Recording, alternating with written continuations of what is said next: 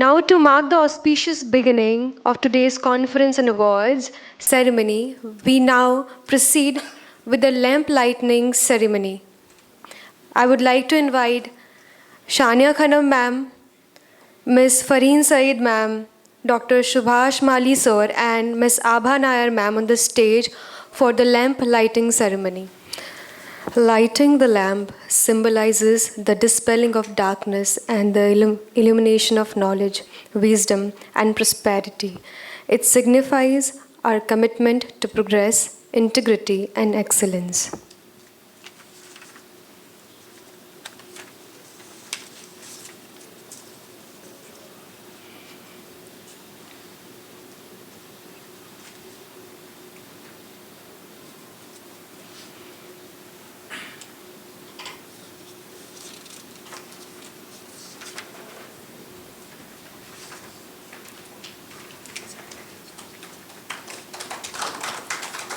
Thank you, ma'am, and sir. Please have a seat.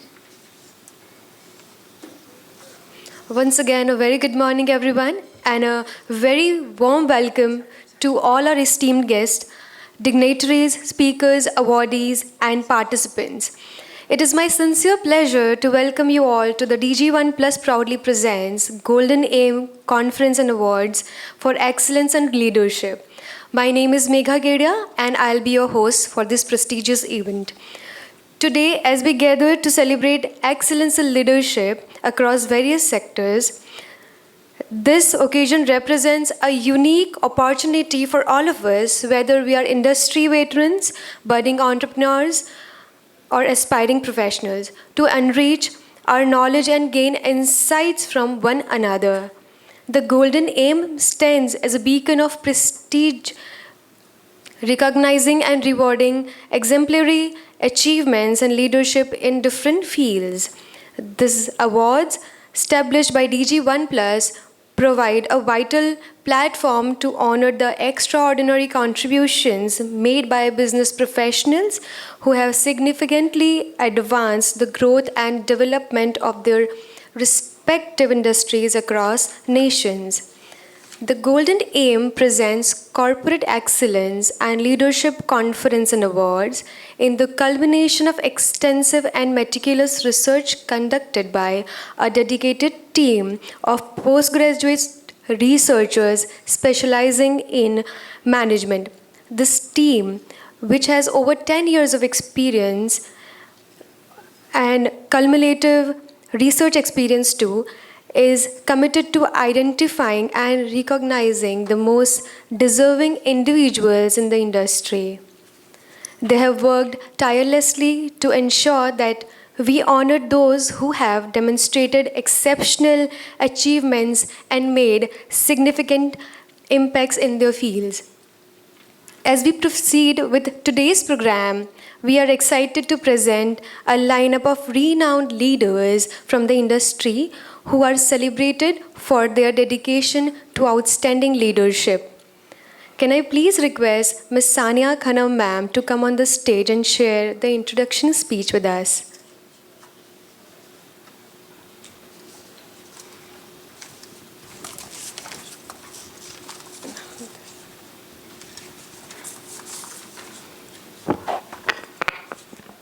Good morning, ladies and gentlemen. It is with a great honor that I extend a warm welcome to all the attendees of the Golden Aim Conference and Award for Excellence and Leadership. My name is Shania Khanam, and I'm privileged to serve as a chairperson of Golden Aim Corporate Leadership Forum.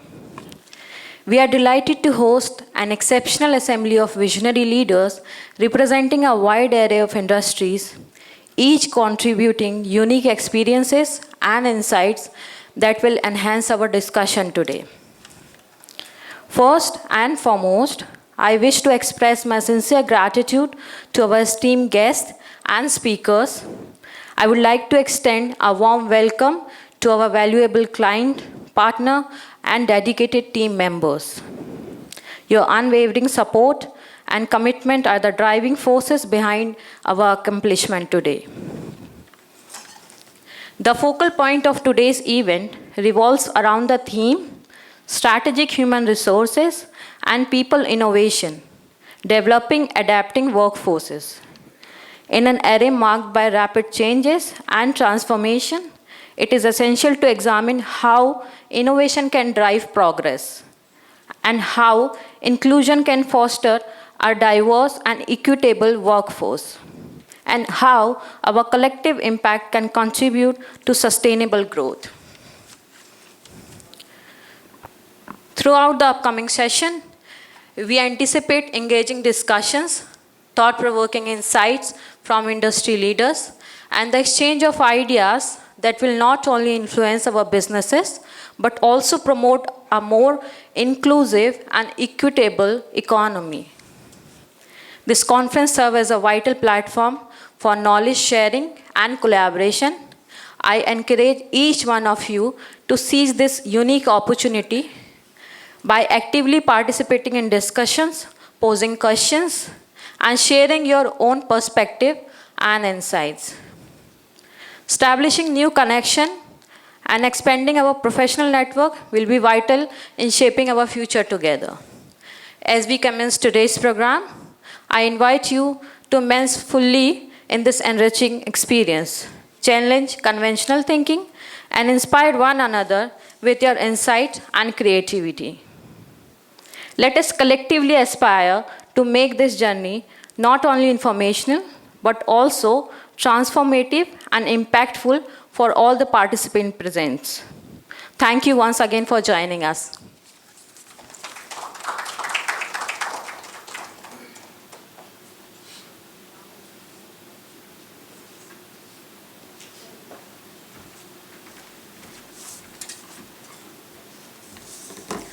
Thank you so much, Sania ma'am. Moving to our first speaker, Dr. Subhash Mali sir, Chief People Officer, HK Designs, India, LLP. Sir, I would like to call you on stage. Please give him a big round of applause, everyone.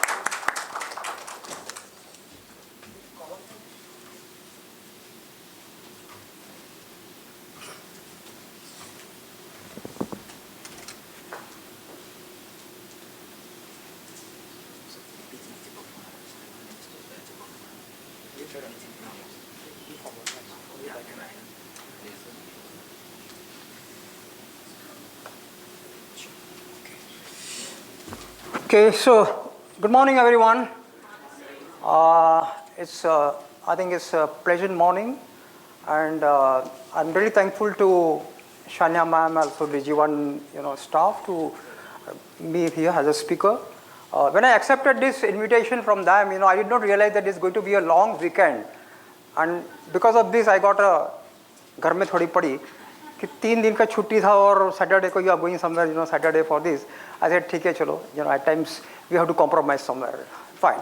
So, ladies and gentlemen, as you see that the topic what they wanted me to share my thoughts on this is about the sustainable workplace practices, aligning profit with the purpose and all that.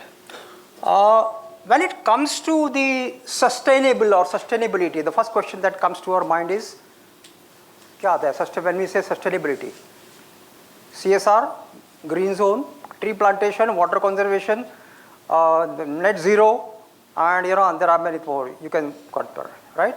But when you talk about a sustainable workplace, what do we mean by sustainable workplace? Is it like long stretch working hours? Is it sustainable workplace? Yeah, then, or maybe a long tenure of service in the organization is a sustainable workplace? It could be different. It could differ, and that could be a lot of debate on this. What we can say as a sustainable workplace and all that. I'll share my thoughts on this. Okay. So as I said, I don't need to introduce myself, but my name is Dr. Subhash Mali. I'm Chief People Officer for HK Designs. HK Designs is a Hari Krishna Group company. We are into the business of diamond-studded gold jewelry, and we are 100% exporters. We operate from the special economic zone, that is SIPS Andheri. And our jewelry is been exported globally, USA as well as the entire Europe continent, and you name any place in the world, and we export that. So that's what our business is into. Coming to the This is just a glimpse I am giving you that this is a premises, a very large premises we are having in Surat in Gujarat state, and sustainability we are talking about. You can see a lot of greenery and the water lake, and of course all those things. You can see all those buildings. They are the complete premises belong to us, and this is one you can see that our entire premises is being powered by the solar panel energy, solar energy. That's what we saw. Completely the entire premises has been powered by this solar energy. So that's what our initiatives are. There are a lot many initiatives what our organization has taken place. In 2022, our chairman, Mr. Sabji Bhai Dholakia, got a Padma Shri award because of his CSR activity. I don't know how much you know about, or how many people know about Hari Krishna Group. Have you heard about one company which is gifting a car and flats and jewelry to the employees in Diwali as a bonus? Yes. Do you know this? Yes. So that's my company. So I work company. Okay? So yeah. So now I think this introduction probably would be more relevant कि ओ भाई ये है बंदा जो कोई ऐसे company में काम कर रहा है. Yeah? Sorry? Any openings? Yeah, of course. Hey, we have very stringent criteria of selection for that, of course. So fine. Okay. Now, why this topic is relevant, we say that what business is expected to deliver. Nothing. Deliver business? Kya karna hai? Profit. Everyone wants to make a profit. Is there anybody making a business just for the sake of donation or as a sake of CSR? CSR will come, a donation will come only when you make a profit. Otherwise, if you don't have profit, you can't, donate. पहले पैसे कमाओ फिर donate करो. Otherwise, कमाएगा नहीं तो donate कहाँ से करोगे, right? And if you see that talent, I would say, how many are Gen Z here? Gen Z? कितने लोग हैं? नहीं, I think so. Okay, fine. This is going to be a hot topic always, Gen Z and millennium and baby boomers, and you name anything that is going to come here also. So if I say the purpose before pay, I don't know how many people will get convinced. Oh, my company is going to give a purpose. My company has great values, so you come and join my company. So sorry, boss. What you are going to give it to me? Pay kya dene wala hai mere ko? First question will come to that only, right? And sustainability now, this when we talk about the workplace, when we talk about the practices, when we talk about the values, now it has been really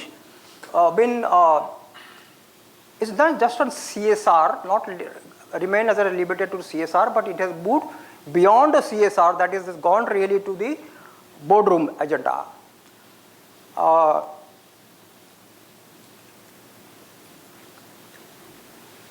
Let's talk here.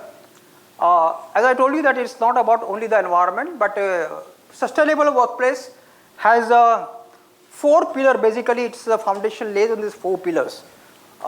We say, of course, these are all my thoughts I am putting here. You may agree, you may disagree.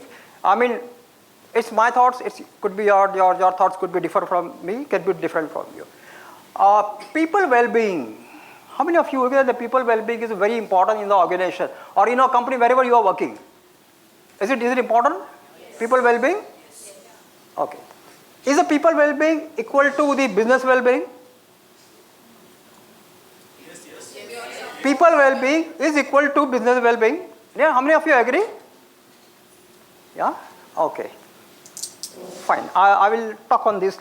So first, then ethical and inclusive culture. Of course, we all agree. Nobody will disagree on this. That there's ethical practices and inclusive culture is a requirement. Operational responsibility and long-term business continuity. Right? Okay. Let's talk about this. People well-being is equal to the business well-being, as we said that. Sustainable practices include the physical and mental well-being. Nowadays, this has become a buzzword that physical well-being, mental well-being. We come across people in the companies, in the organization, or I have a lot many of friends in this HR fraternity and all. Of course, my current organization as well as earlier organization. They say, "Yaar, लोगों को mentally they are depressed. They have mental problem.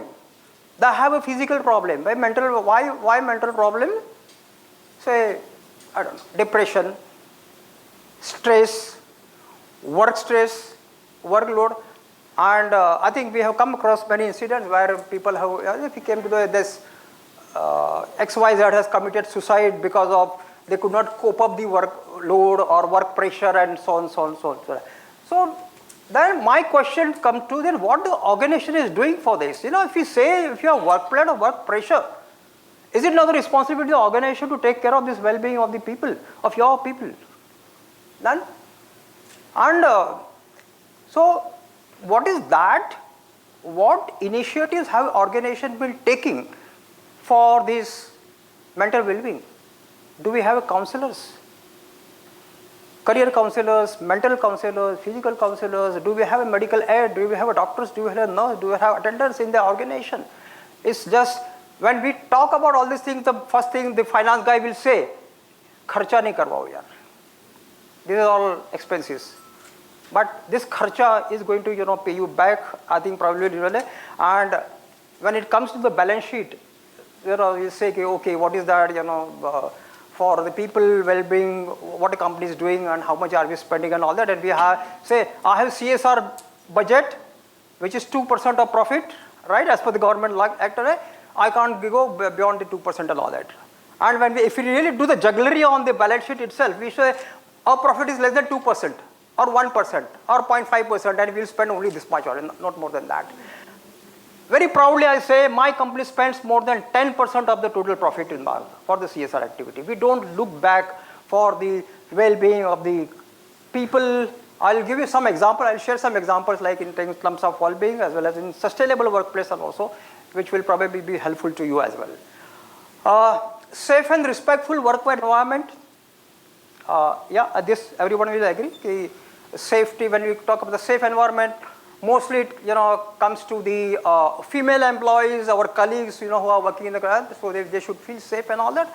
And of course everyone knows that POSH Act has come into the picture and it has been mandatory now, become a mandatory for everyone to have an implementation on this. Not only that, but the returns, filing the returns of the POSH implementation and the practices, that is also become mandatory. Right? Work-life balance is human policies. Again, work-life balance ke to bahut, we talk about lot many things. Work-life balance karo, ye karo, wo karo. But still, I mean, see, everyone has a human policies in place. I'm sure all your companies will be having a policies in place. All your chief, HR chief, and HR heads must be sitting here and they say, how flexible are your HR policies or your organizational policies are? That's my question. Are they really flexible? Do you have the authority to deviate from the policy element which has been mentioned into your manual and say, I can just deviate from this XYZ clause. I can take a decision on this for the sake of my employee, for the sake of the well-being of my employee. Do you have everyone agree to this? Yes. Nahi hota hai na? Hota hai? Your organization, good. Then I think your organization is, it's a good organization, Sir, limitation to hota hai, har jagah pe hota hai na. We have that clause, 10-15 minutes ka grace period while coming and then, 2 times, 3 times, but after third time you have half days ka salary cut and then so blah, blah, blah, blah. Yeah? Can you really take it? 4th time aaya to usko mat cut karo. I'm sure. So there is a limitation as you said correctly. Yeah, but at the same time, what is necessity is for us to look at the genuinity of it and look at the how genuine the reason is about it. If the person is coming late 4th time or maybe 5th time, forget it. Why can't we take a call and say, let us understand why he or she is coming late to the organization or has come. So why should we punish him or her for just cutting the salary? Let's do that. So now the time has come that every policy that we have, the HR policy have, it's good to have the policy, definitely, and it is a must. But at the same time, each policy should be flexible enough. And in my company, all complete policy menu is very flexible. I can take a decision wherever I required. I can deviate from any element that is required, and that's what we are. That's the reason we say we are a great place to work. For last 5 consecutive years, I am getting a certification of great place to work. It's not only that, but we are some of the top 3 company in India, and I will just go back to this. Sir, can I have one question? You see, you can say Vision 2028. Yeah, sure. When we have flexibility, Yeah. is it going to be a precedence? Like for example, you are saying 4 times, 5 times somebody has come late, and then you are taken a call. Okay, so you wanted after understanding the total scenario, you Sure. said that this person should be considered. And then is it going to be a precedence? And another thing, how do you handle when somebody is comparing with that particular person? Yeah. So now 5 times another person will come and then he will say, you have given the exemption to that person, why you will not give me? Is it going to be a right for that particular person? How do we handle? Yeah, it's a good question. It's not going to be a precedent, not going to be right. If the person is coming late 4 times or 5th time, we definitely understand the genuine reason for why we are late, including the location of the residence from where the person is traveling, and what are the reasons. If you say, just I think 4-5 days back there's a bus which caught fire on the Western Express Highway near somewhere in Malad and Goregaon. So complete traffic was jammed. Now nobody, even I reached late that day. I could not go to office regularly. Now in those conditions, there's such conditions which are beyond our control, and if the people are coming, it's been considered. So it's not going to be precedent, definitely. I mean, it's up to us totally. That how do we handle these things? It's more of a counseling part and more of a making the person understand. Hey boss, look, if I'm condoning the late coming of this guy, and you are also coming, but if the reason is equally genuine, I will do it. But if the reason is not genuine, I will not do that. That's very clear. And there is no hard feeling on this. People understand it very well because they know that this company or our organization is flexible enough, our policies are flexible enough. They understand that. Yeah, please. Yes, ma'am. Yeah. So I just want to say that it's more about having a policy guideline rather than a rule. That's how when we work around, obviously there are exceptions and then you have enough and more explanation for the exceptions. Yeah. And that is something which I think that is the flexibility what we're talking about. Correct. Yeah. Correct. Exactly. Yeah. Okay. I was just showing about this Vision 2028. This is something else. This is our vision for my organization. That what are we going to be? Our vision is to become the world's largest jewelry manufacturer and exporters by 2028. That's what the vision is. So I just wanted to show you this. Fine. Yeah. And now coming to this was just an example about a late coming and all that. There are many more examples. It could be even work from home. As was a post-COVID period, there is a work from home. Third point to this, people will say that CHRO is biased. He is only, so when ladies are coming late, he is exempting. And it becomes a wash also. See, it all depends on it also becomes a culture of the company, organization, yeah, and of course the work environment, it depends. I have one question to this. Just Sure. to add on, I was thinking of that for that. How do you avoid? So human policies have to be flexible, which I understand. My company thankfully allows us that creation. But then how do you handle the favoritism and biases that comes from team leaders? Example, if a person is facing certain challenges, okay, and they ask us that this person from my team is going through this challenge, so we would request this certain deviation for this particular person. Okay. Now, you will go based on the team leader's feedback, you will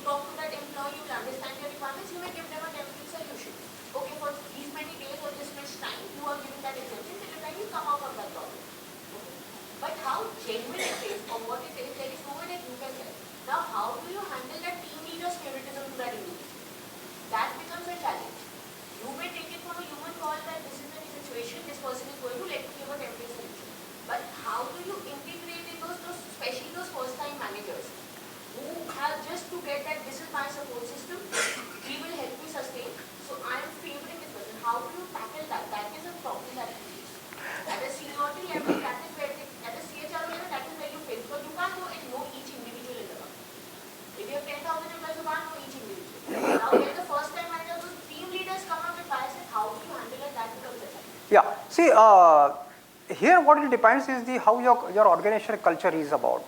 You know, it's not that since we are in the business for last 35 years, and if I tell you about the average service tenure of an employee is not less than 10 years. So, yeah. So exactly that's why.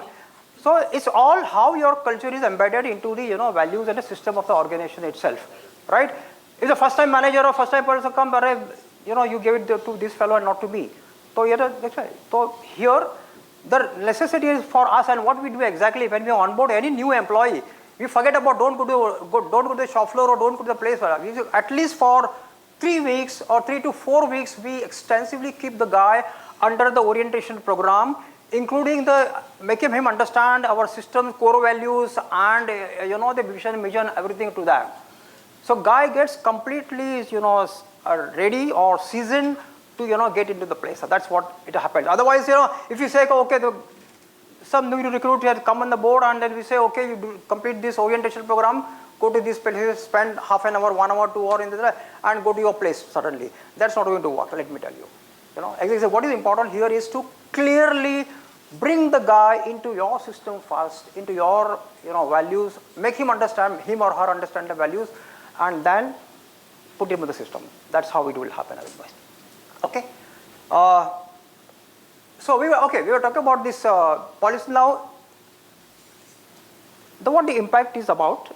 See, I'm sure I'm having only 15-20 minutes, so I won't stretch long over. I think my speaker is because there are a lot of restructuring, not restructuring, but a reshuffle that I was supposed to speak second, but then I think the first speaker didn't come, so I was given time. So lower absenteeism and attrition part is this. I'm sure we consider whether it's a manufacturing industry or retail or where we can say 10%, 5%, but depending on which industry we are into, the absenteeism to itna hoga, right? 80%. Huh? 80%. 80%. That's a fantastic. And yeah, so in my company, I would say we have an absenteeism average around 7 to 8%. That's what happens. That's quite natural. So you have your problems, your leave and everything, and then of course you can obviously leave and all that. Nothing. Attrition. Anybody from the manufacturing sector here? Anyone? Yeah. Sir, can I ask you what is the attrition of your organization? Sorry? 20%. Can you know what product is your company's? Aluminum. Okay. My attrition is 2%. Just 2%. Right? Only 2%. Probably it is difficult to digest it, but yeah, the fact is our attrition is 2%. Because the thing is, if you get a chance to go through our website, please go to our website www.hkdesign.co, and you will find so many things. I can't talk everything here on this platform, but I will definitely share some examples that how do we take care of our employees, their well-being, and that's the reason this attrition. As I told you, the average service tenure of our employees is not less than 10 years. Once anybody joins our company, he or she will hardly think to leave the organization. Right? So that is one part of it. Okay. What is the average age of your employees? Average? Average age. Average age of your employees. Age. Average age is around 35. Okay. So in the hospitality, we have an average age of 21 years. We have average age of 35. So you're lucky you're not dealing with Gen Z. Yeah? It's also industry to industry. No, we are dealing with the Gen Z. That's the reason I asked, is there anybody Gen Z here? We do get a Gen Z here, but ultimately, yeah, it's difficult. See, Gen Z everyone has that impression. Gen Z has a difficult to handle. They are not difficult to handle. Let me tell you. What is necessity is to show them the purpose, show them the values, show them purpose, and show them the growth path. See, what Gen Z is looking at nowadays is only the growth. They will talk about the growth. They will talk about the give a lavish office and they say, oh, this is a good company to work. Is it? No. I am experiencing it. I have my own company. I have maximum Gen Zs with me. They don't see growth path. They see quick money and quick progress. Yes. So for me, this is a problem that they come, even I am training them, I am teaching them the values. I myself, I have 18 years of experience. I sit with them and I explain everything. But still, they'll come, they'll work and they'll leave. So it is a problem. They don't believe in growth. I have a Gen Z in my IT department. In our IT department, we have two IT infrastructure, that is IT hardware, what we call it, and IT software. Software is we have in-house software for manufacturing processes that takes care of our entire manufacturing. And most of the Gen Z they are working in this IT department. And IT companies, how quick changes are happening there. But with us, I'm sure they will not go before they will not go before 5 years. We are not showing them only the growth. We are showing them what this organization is about, what the company is about, what the organization is about. And of course, other things are there. You can say, our company is giving a handsome bonuses and something. What is that? I'll share some points. What we do. We do one is we provide a free food to everyone in the organization. We have in Bombay, Andheri, we have 2,000 people. In Surat, which I saw, there are 6,000 people, and other places so it included 10,000 plus people. We are the team of 10,000 plus. Everywhere, each and every employee is given a free food, lunch that is been cooked inside our own kitchen, nothing been outsourced. We have our own cook, we have our own Maharaj, we have our own purchase department who purchases the grocery. So they get a lunch free, they get a dinner free, they get a breakfast free, they get a tea free. Nothing, we don't charge even, not even subsidize. We don't charge even 5 rupees or 10 rupees from them. Number one. So people don't have worry कि मुझे morning में I have to get up and tiffin बनाना है और मुझे tiffin लेके जाना है. That is number one. Second, free transportation provided from the nearest stations to them. So again, we don't charge anything for that. Third, uniform. Of course, uniform. Most of the companies they give it a uniform also, right? And we have a lot of all kind of celebrations, festival celebration that takes place across the organization throughout the year. We have a system of pilgrimage. If your parents are senior citizens, above 60 years and all that, yeah. So every year we take these senior citizen parents to the pilgrimage like Haridwar and all other places, Haridwar, Masuri and all these places. We book the entire train or bogies for them, and it's a 2 weeks program. Our entire management team, senior management team, we be there with them, and we make them, take them around the pilgrimage, take them around the sightseeing, and be there. Nothing is charged. Again, it's without any charge. It's totally free. So it's a 2 weeks program. The one most interesting part is it's not only a parents. Then we started with the parents, but then we thought, what about in-laws? If your in-laws are also senior citizen, we started involving the in-laws also. So parents and in-laws, they both go together to the pilgrimage and enjoy the things for 2 weeks. Now, I talked about the attrition, 2% attrition. Just imagine कि signing of an employee thinks of leaving this organization. What will happen? The parent and even the in-laws कहेगा यार तू कहीं लेके नहीं जाता, तेरी company हमको 4 धाम की यात्रा करवा के आती है, तो तू ये कंपनी छोड़ने के पहले 10 बार सोच ले. This is the indirect bid. We are doing not because of this कि वो छोड़ के ना जाए, but we have purpose behind that.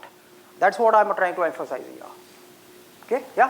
Can you also talk about what kind of growth prospects do you actually give to your employees? Sorry.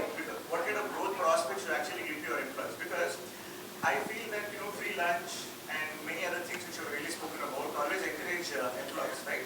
But I feel in 2026 now, people are thinking beyond that, right? People want something more maybe. I think if you ask me, the first thing which motivates anybody is growth, right? And at least if not the Gen Z, you said the average age is 35. Is it a case where people are at a stage where they are satisfied? I've seen organizations where people really don't want growth; they want comfort. So is it a case where they are probably stuck in the place and they're not really looking forward, or is it that they're really happy and then also looking forward for the next role and the growth factors are also really amazing for them? So can you also talk about the growth prospects which you give here? Yeah, I'll respond to this. We have this system called lateral promotions.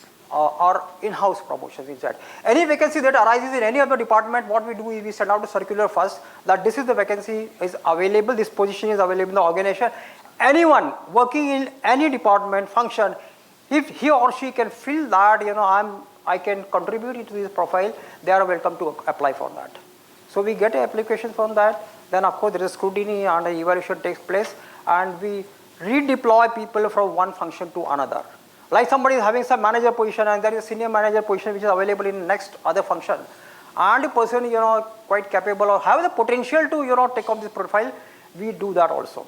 So that's how we grow. It's not only okay, this is my hierarchy level, I am at this level position, and my salary will increase by so and so percentage to the next level. That's a regular routine process that's going to happen every year by way of performance appraisal. But showing the growth, this is how we should give them the growth. We have, I'll give some, again I'll share one or two examples. We have a design department. Some jewelry means it's a design, a lot of design. I'm sure all your ladies sitting here will be, you will prefer good design of jewelry and diamonds and jo bhi hai wo, So we have 150 designers with us working in an area called product development. It's called the PD. We have a CAD designer, we have manual designers, we have CAM designers, and there are many. Of course, these are all technical. I'm talking about.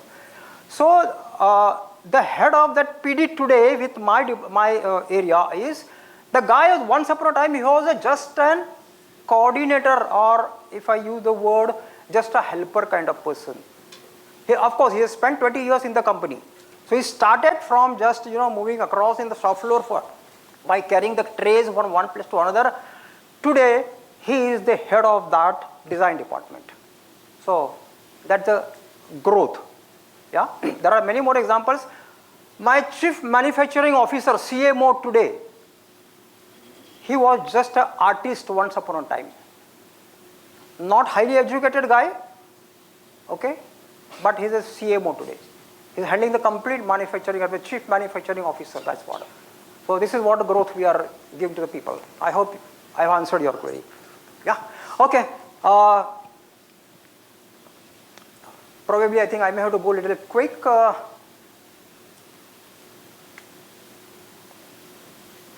element: dignity, respect, and fairness. I think what we talk about, the dignity, that is very important. Fairness and respect and fairness. In our company, nobody, no manager, no supervisor, no senior person can raise their volume, raise their voice, can raise their tone to any of the team member to them. That is completely prohibited. So that's again a part of value. Even if the person has committed a mistake, it's okay, but no shouting, no raising your voice, no toning and nothing like that, right?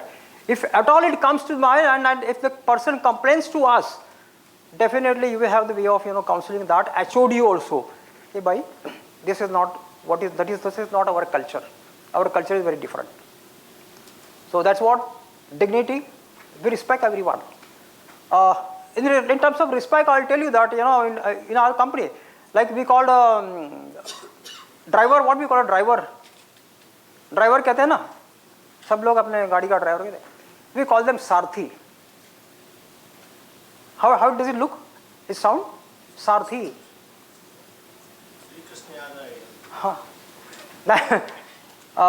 Watchman, we call the watchman. हम लोग कहते हैं द्वारपाल. These are all Sanskrit words. अपने से Kaurava Pandavas and उसके ज़्यादा.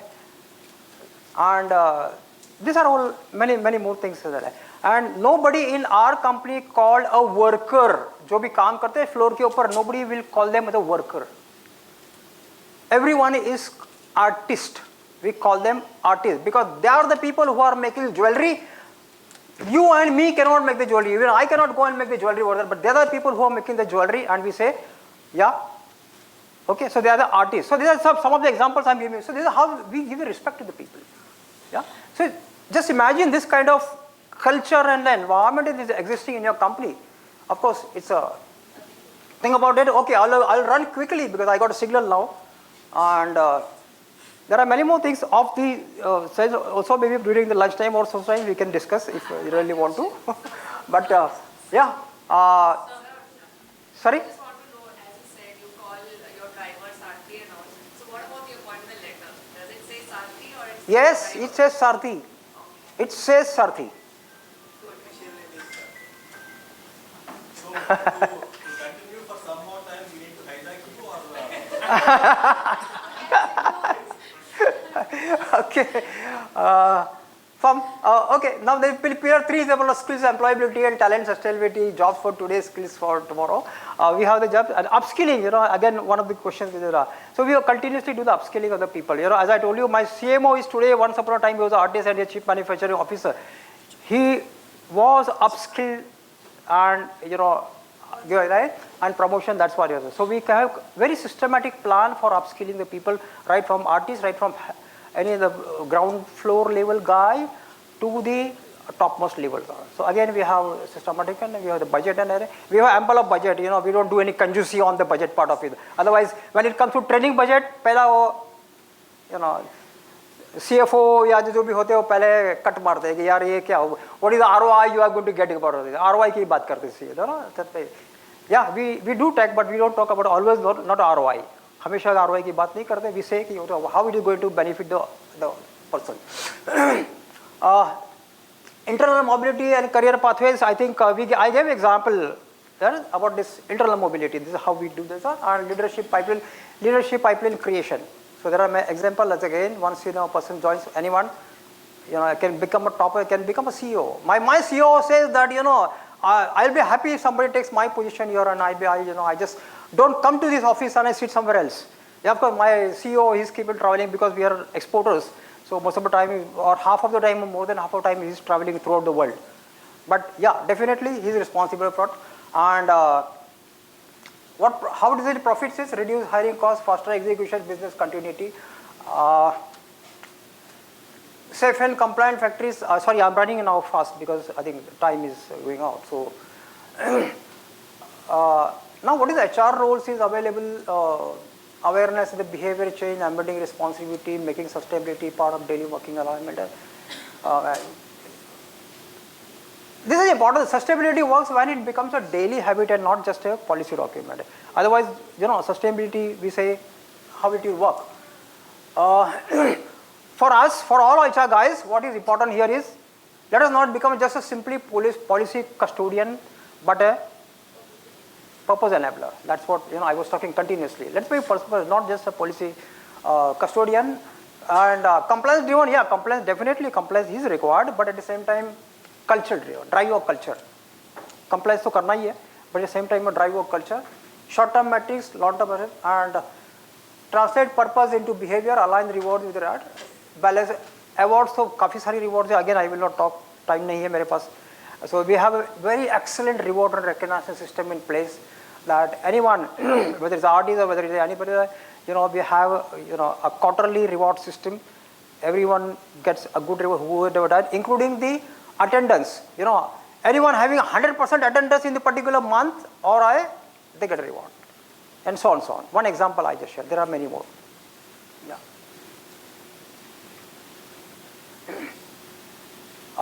Yeah. Now HK, that is very Hare Krishna, that is my company. So I say that in our organization, what we see in practice is safe and respectful workplace, higher engagement score. I was talking about higher. Everyone we do the engagement survey, and continuously for last 4 years we are getting the engagement score is 96, which is quite high. That's the reason. And it's done by a third party. We don't do internally. It's done by, yeah. So you say then continuous improvement is one thing which we definitely encourage, and stable performance, strong culture.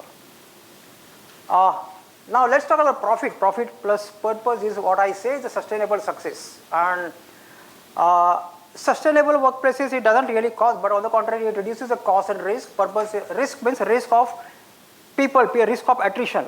It helps you to retain the people as well. And purpose-driven culture, attract and retain talent.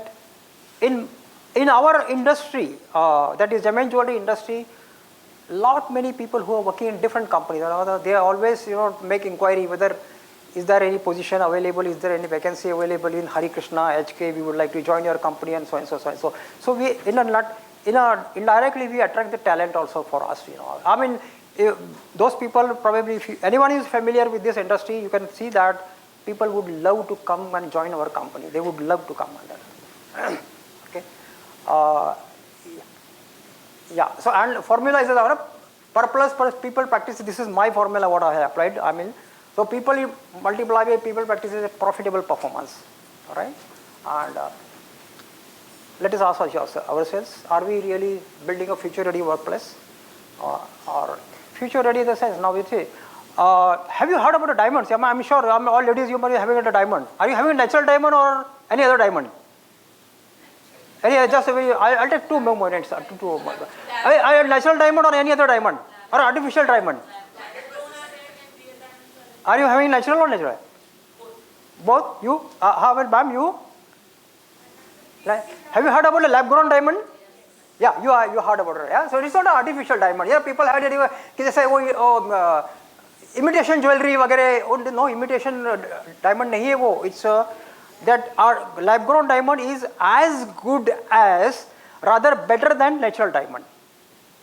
The only difference is lab-grown, natural diamond जो होता है, it get the carbon gets completely embedded into the depth of the earth, maybe 2,000 meters or 5, I don't know how many kilometers and all that, and it might take ages to form that diamond. We don't know the age of the diamond. If you are wearing a diamond, you won't know what is the age actually. It might have taken 100 years, maybe 1,000 years, must have taken a million of years to form that one diamond. But lab-grown diamond is the one which actually that is grown into the laboratory, applying the same natural characteristics, same the parameters, and it grows within 15 to 20 days. That seed becomes a 10-carat diamond. That's what we call a lab-grown diamond. It has better clarity, it has better brilliance, it has better even the colors and all that. It's much, and cost-wise, much cheaper. Yeah. Okay. You're making a man left out when you're talking about But let me tell you, the trend is increasing now. If I give you an example of USA, the USA, 40% of the USA market is on the lab-grown diamond jewelry. They prefer lab-grown. Right? In India, it is still picking up. As for our survey, it is 10 to 15% demand is for lab-grown jewelry, but it is rapidly growing up now because of the gold prices, which is high up day by day, and of course, natural diamond is becoming the commodity has become a shortage. There is a depletion of the stock natural diamond into the earth, and it's not happening now. So that's why, but it's growing business now. And most of the people, there are many companies who are venturing into a lab-grown diamond jewelry. So the future is going to be a lab-grown diamond. Right? Okay, so with this, profit is the outcome, purpose is the driver, and when aligned, both they multiply. That's what I would like to add here. There are many more things probably I want to share, but in लोगों ने खाली 15 minute ही दिया था, so still I extended for that. I hope you would have given more time to me. So thank you everyone. Thank you for patient listening.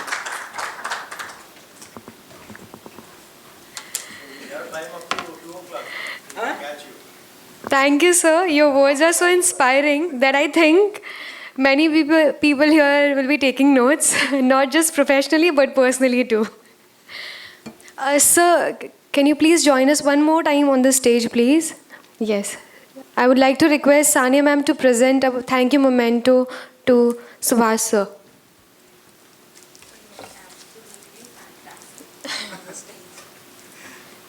Time की कटौती ना हो तो सर पूरे दिन सुन सकते हैं हम आपको बैठ के अभी.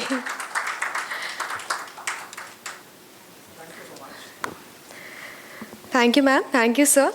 Moving to our next speaker, Dr. Shalini Tiwari, ma'am, Director and CEO, JMB Dynamic Solutions.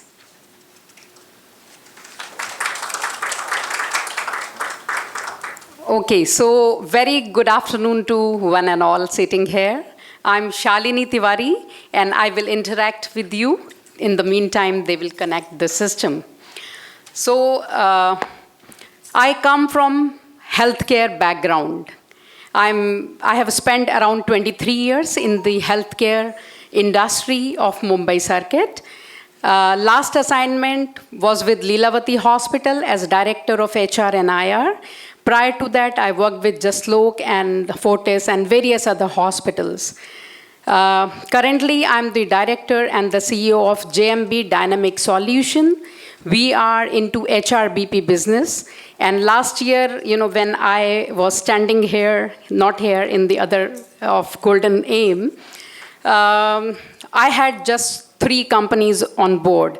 Now today I have around 25 plus companies on board, and we are present in 7 states. And as far as my education goes, thank you.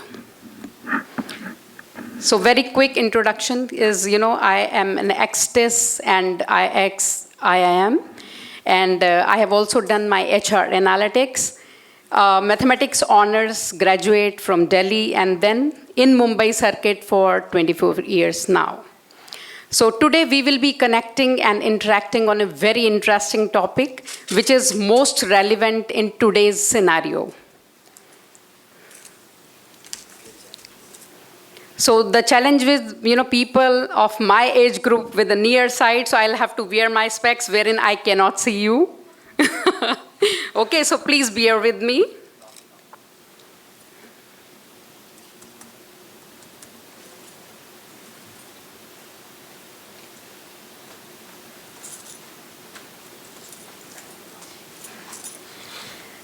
So today's topic is a very interesting one that talks about enhancing employee agility through continuous learning and development.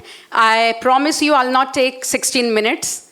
I'm allotted 15 minutes, and quickly we will cover the various HR practices which doctor has just told about his industry, which is the diamond industry. So in hospital also, we do have all these kind of systems in place wherein we do engage employees.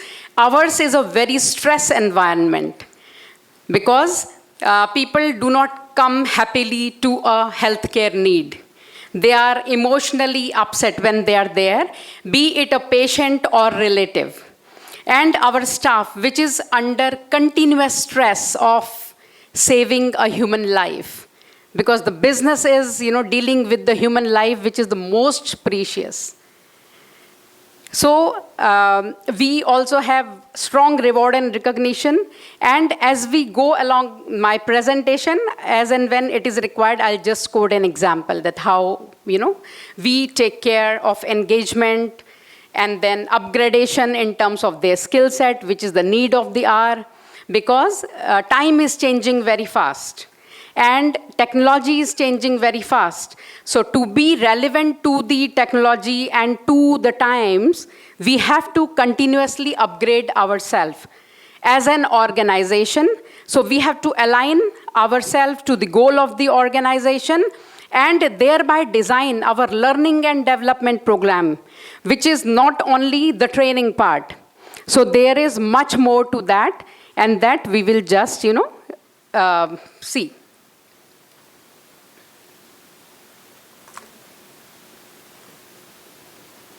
So when I talk about employee agility, so this is the capacity of an individual to rapidly adapt to the changing condition by learning new skill set. Now, we all know Darwin's theory that we have to adapt to the surrounding or the change which is happening in the surrounding. Also, there will only be a survival of the fittest. Yes? So this talks exactly about the same, though this theory was given in 1859, but still relevant. So we can, see why Darwin is quoted so much, because he has presented it, which is still working and going on. Today is an age of business disruption. Why I'm saying so? Because in today's scenario, we can only be sure of the things that, things are going to change. You don't know which software, you are using today might not be relevant after 3 months.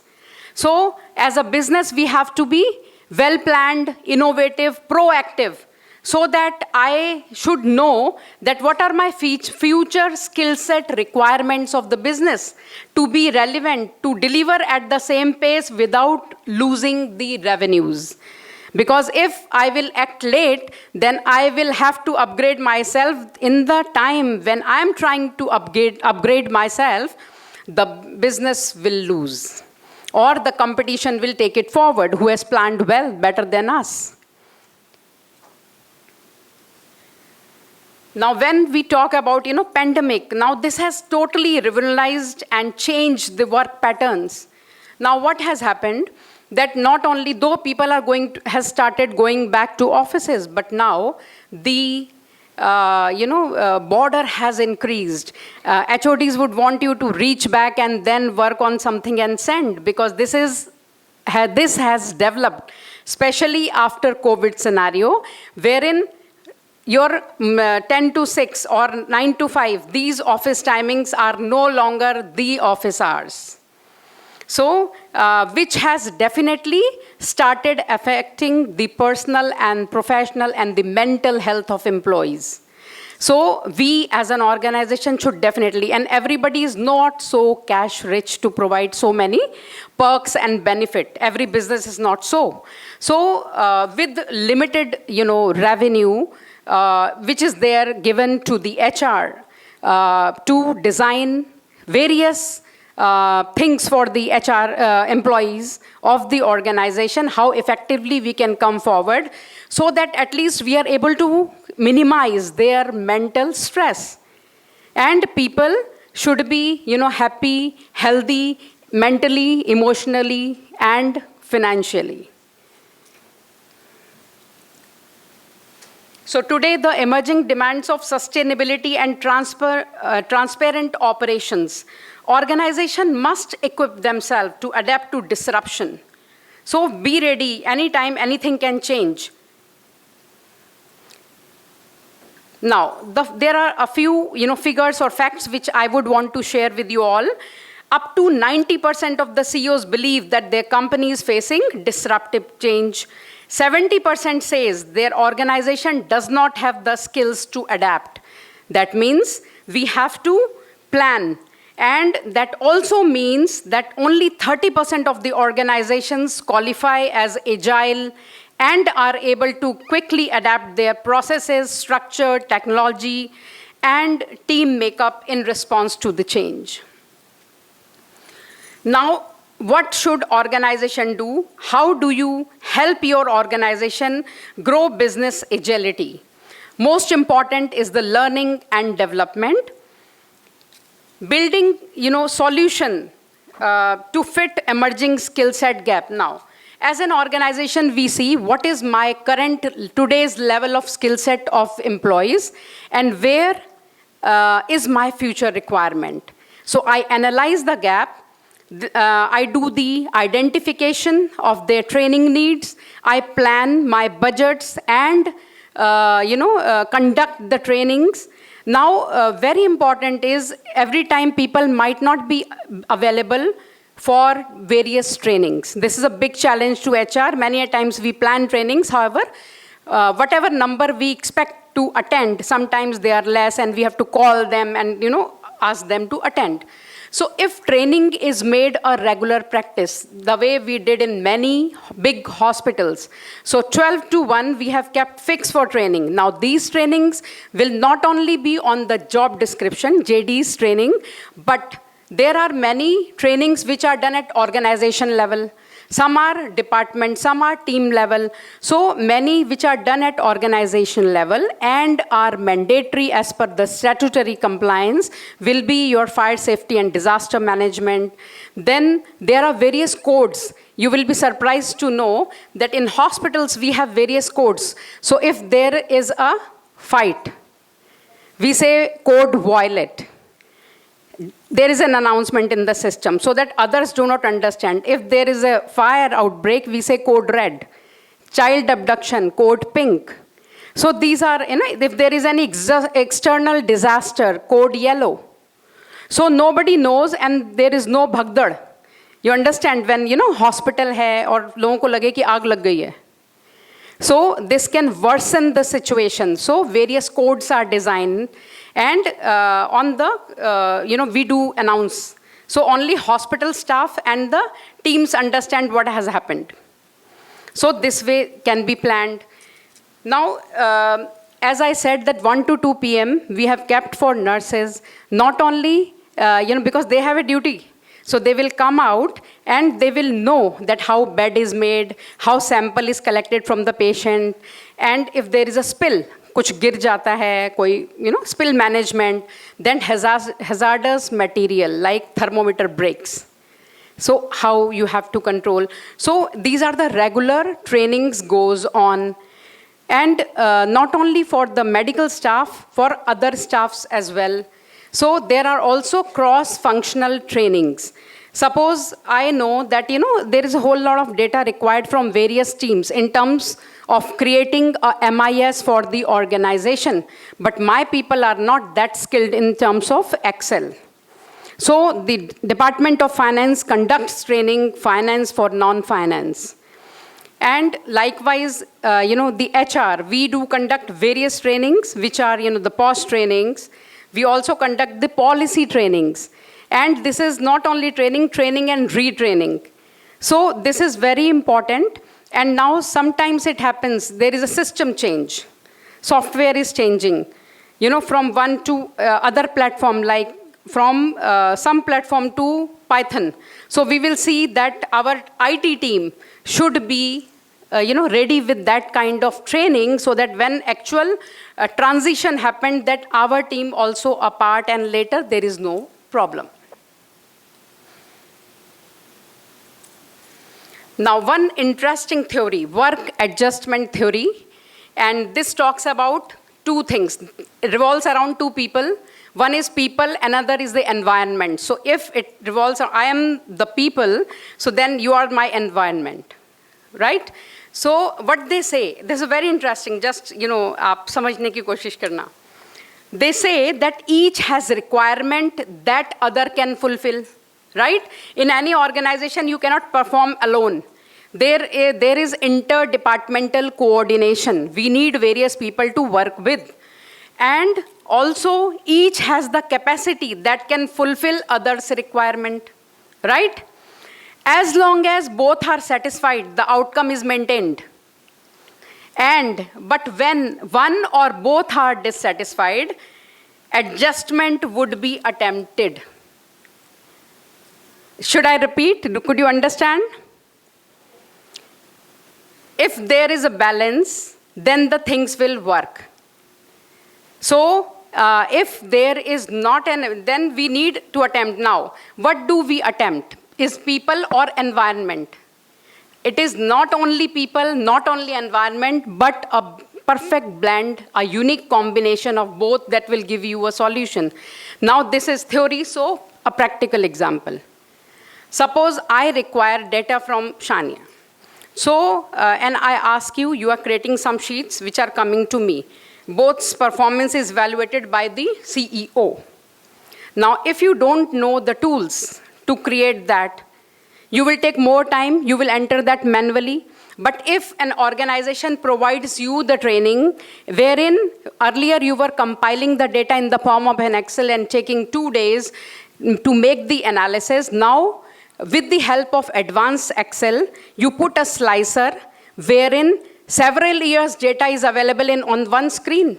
You just click 2008, what happened to this hospital in terms of revenue, the sheet will come. So these kind of tools are available, and I have also learned this through IIM when I did my analytics. So this saves so much of your time. But then every time employee cannot invest so much to learn that. So as an organization, when we are critically doing our training need identification, we have to allocate for all the key positions. Now question could be, if we train a resource and the resource leaves, right? Many people ask that, why should we invest in the employee so heavily if the person left, we created the product and is now working for competition. So what will happen if that employee do not change and you also do not train? Where will your progress go?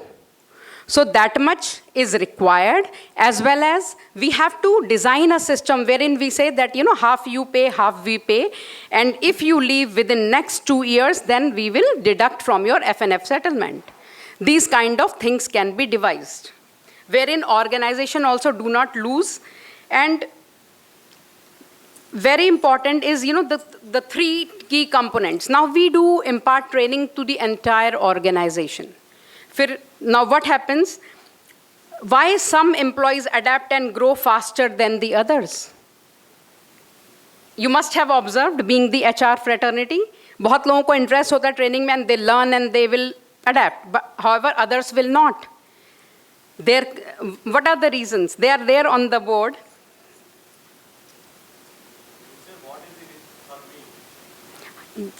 That's right. But that depends on also their motivation level, their hunger to learn and grow in terms of their career path in the organization, right? Because you impart any training, and if the employee is not interested, he will sit, he will go, he will not implement, right? So these three things which are written here are potential to learn, understanding new ideas quickly, motivation to learn, and adaptability to learn. That means applying the learning in the new situation to bring about better results in the business. Organization should create a future-ready workforce. So this is the mantra for today, because we cannot sit and conduct all the routine trainings and not prepare for tomorrow. Because anyways, we all know that our business is heading to a different direction, and more and very different kind of skill set will be required. Example is, we have already seen when suddenly pandemic came, many people did not even know how to, conduct a Zoom training, meeting, and various other things. So, but nowadays, you ask anyone, everybody is aware of all the platform, meeting platforms. So, we have to update ourselves to be relevant. And as an organization, there should always be a culture of learning. As Dr. rightly said, that people do listen to know about, they talk to their relatives, and word of mouth is spread about the culture of the organization, and which draws people to join the organization.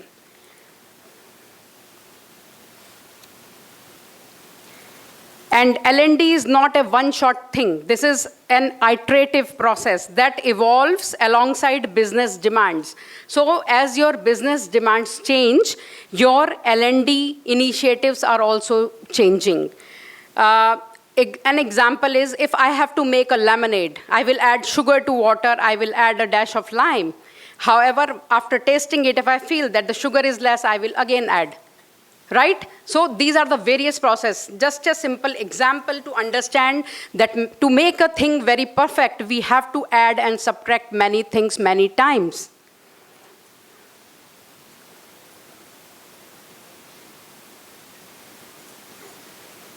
Now, key benefits of L&D to any organization includes, boosting the productivity and performance, because now your resources are more efficient, they are delivering at a better quality, and many errors are reduced, which indirectly contributes to your organization's revenue and profits. It also improves the retention and engagement, because when an organization comes forward and invest in the employee, then employee also feel that, yes, I have certain moral responsibility. We attract top talents. You see, you might have seen videos of Google and various other that they show their workplace culture. And if any vacancy comes there, you will see there will be thousands of applications. Because people would want to go there. Now people not only focus on the remuneration part, they say pay less, but it should be a peaceful place. We want to live life. We should have time to spend that money which we earn. And because in most of the systems these days, people are so badly exhausted by the time they reach home that they have no time and energy left for their family, for which they are actually working so hard.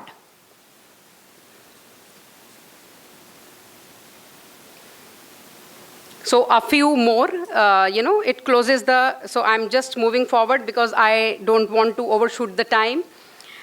Important is when we talk about employee agility is not just a word. This could be different, learning agility, the willingness and ability to unlearn old methods and embrace new solution, ensuring that organization can pivot quickly in response to the market shift. Guys, am I making sense? So this is very important, though this might not be a story type of thing. But this is the real, crux of the issue. We all should address now to be relevant and successful and running later. We talk about various things, innovative work behaviors. When can anybody be innovative in their work? When you know the process, when you know the system, you know the technology, and then you can say, okay, if I have to reach that door, if I go straight, I will reach there. If I go there, then it will take 2 minutes to reach there. So very important, most important is to be upgraded. And then only you can innovate in the process, you can do process re-engineering. In many organizations, they never blame the employee, they study the process.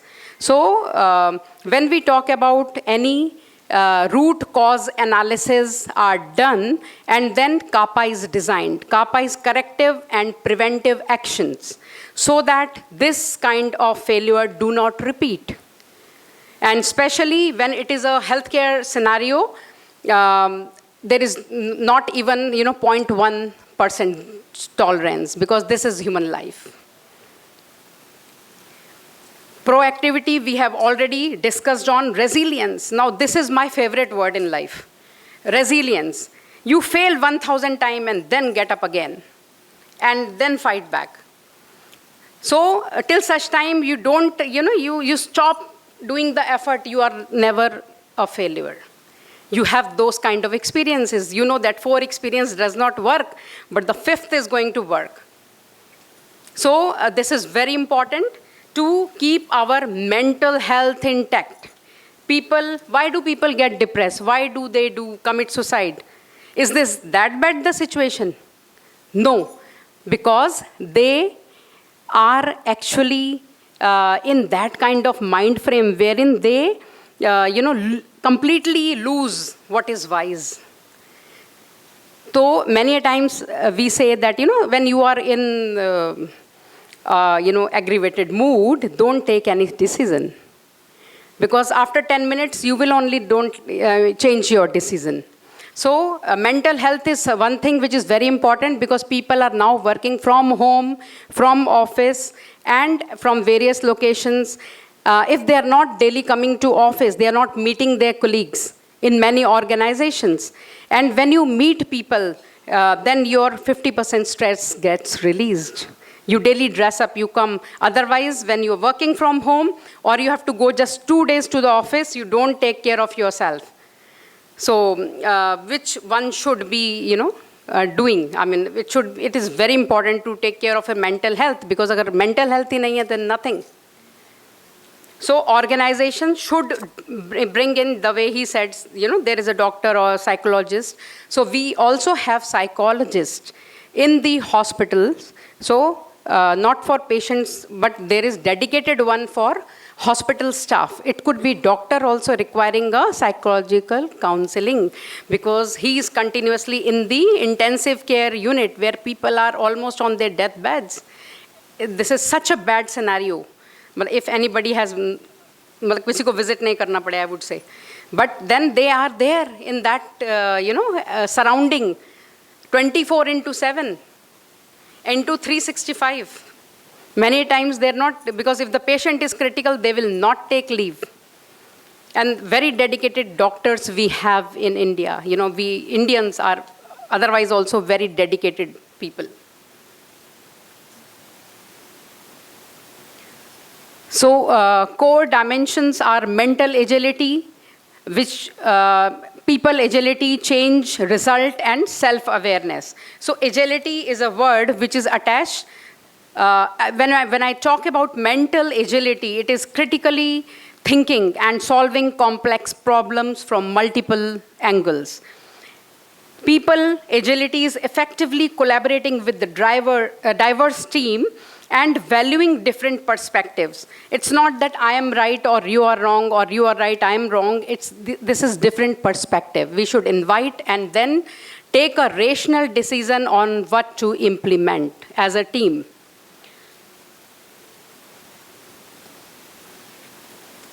So when we take care of a few things, probably benefits to the organization are in the numbers. Increased efficiency.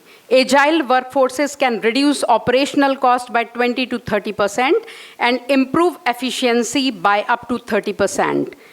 There is a higher retention. Employees in the agile environments report significantly higher engagement scores and are less likely to leave their roles, as the diamond industry sir told. Right, sir?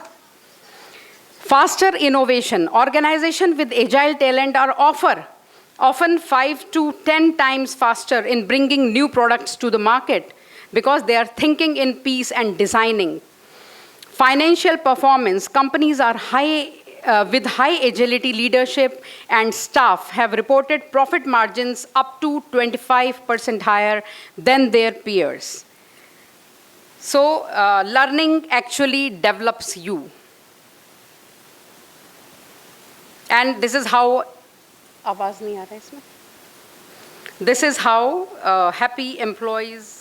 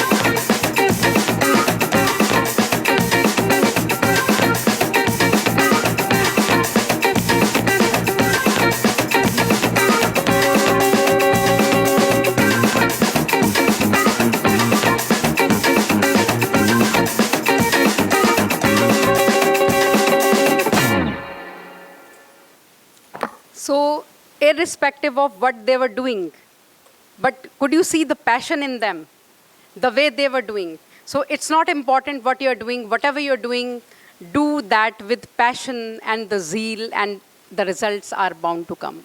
Thank you so much. Thank you so much, Shalini ma'am. I would like to request Shania ma'am to come on stage and present a thank you memento to Shalini ma'am. Huge round of applause, everyone.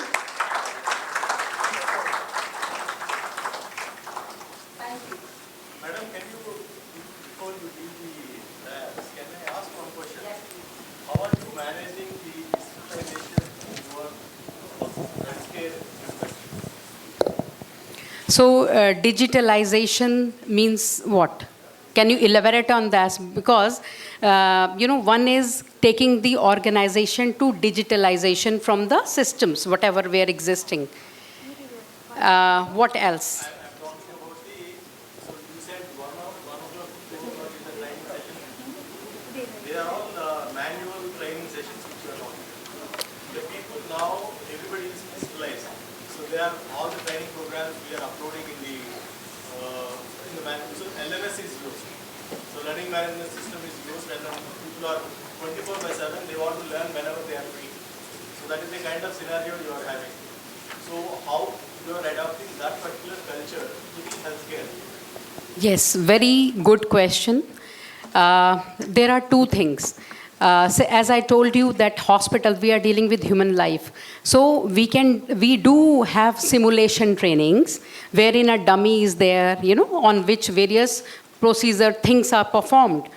However, prior to that, there are also automated, training programs for a particular procedure. So we run that in the auditorium, wherein our team sits and watches that.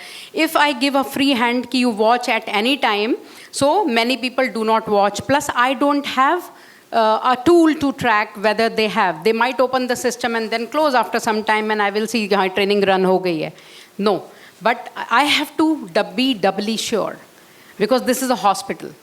So we make them sit, we do take their attendance, and we run in the auditorium wherein they see. Then 3 days in the week, because there are many resources. So अगर हम एक resource की बात करें तो week में 1 day आता है simulation training का, wherein they actually perform on the dummies. There are various procedures, है ना? मतलब there are many things which cannot be learned through a video. So that is this. This is how we manage. When it comes to digitalization, reporting by doctors. So we have PACS system, picture archiving, and something, some terminologies there. So their X-ray, entire diagnostic I'm talking about, CT, MRI, X-ray, all these reportings are done from a remote location. The doctors see the scan, and then they do a reporting from a distance.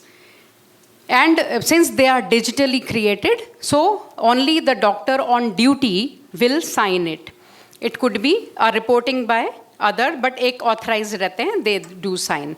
When it comes to labs, so whole lot of samples are run in the numbers of thousands. So that is also automated one. So there are automated reports that come through the system. So earlier, say 20, 30 years back, then it was a manual run of samples and reports were created. Abhi, the latest in the field is, your AI is reading the slides, which are created through sample, ya histopathology hai, ya various others. So, and which is more accurate, because that utilizes all previous slides data is available. So AI is definitely taking very fast. Hope I could answer your question. Thank you. Yes, please. You spoke about resilience, you spoke about humility. I completely agree with that. My only concern is, how do you create that intention within an individual to actually work for his own growth? Because all the trainings that we talk about, what you spoke about were technical trainings. There are a lot of different things. Yes. But the challenge that you also spoke about, that the person may start and not actually pay attention. How do you ensure that there is an intention in an individual? How do you ensure? Your voice is loud, I can hear it. How do you ensure that the individual actually wants to work on their own self-growth? How do you promote that in an individual? Because training, you can ensure there is a training program, you can come up with the needs, but how do you ensure that the person is there? Not only physically, even mentally. Even if you force them to sit there, but they may still not pay attention. Forget about at least, but how do you ensure that there is people coming in your training room? I would have a lot of employees. I can ensure I have a training calendar. People will just not turn up. How do you ensure that there is an intention within the organization? Also, you will get calls from the HOD saying, okay, this person is preoccupied, he cannot come tomorrow. Please ensure the training is something else. Or take him in the next batch. How do you ensure that that doesn't come in place? Yes. So this is a very practical, problem which she has shared just now. What we do, because when people do not attend trainings, so after much thought, we have kept this a part of their HOD's KRA and the employees' KRA. Certain number of hours training they have to attend. Now your next question is, if it is online, he will on and off, but definitely it is going to reflect in his performance.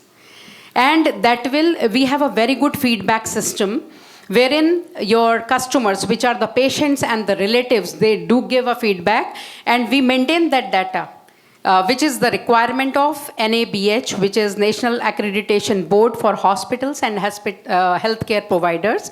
This is a Quality Council of India. So we have to actually take, it's not just, filling the feedback forms. They are now ready with the tabs. They say, ki, ek minute lijiye, please, hamari ye duty hai, bharwa ke lete hain. And people do write that. Thank you. Ma'am, please be in the stage for some time, some more time, क्योंकि अभी ना जाओ छोड़ के ये दिल अभी भरा नहीं है. Without any further delay, let us proceed to the highly anticipated award ceremony to recognize and celebrate the exceptional accomplishments of our honorees. Each award signifies not only individual achievements but also serves as an inspiration for all of us to pursue excellence in our respective fields. To give away a few set of awards, can I please ask Sania ma'am to join Shalini ma'am on stage? Okay, as your names are announced, let the applause echo your remarkable contribution. The first category that we have is Young Achiever Award, and it goes to Ms. Chitra Singaraju, Human Resources Professional, Hyderabad. Please give her a huge round of applause, everyone. And the applause must go on and on.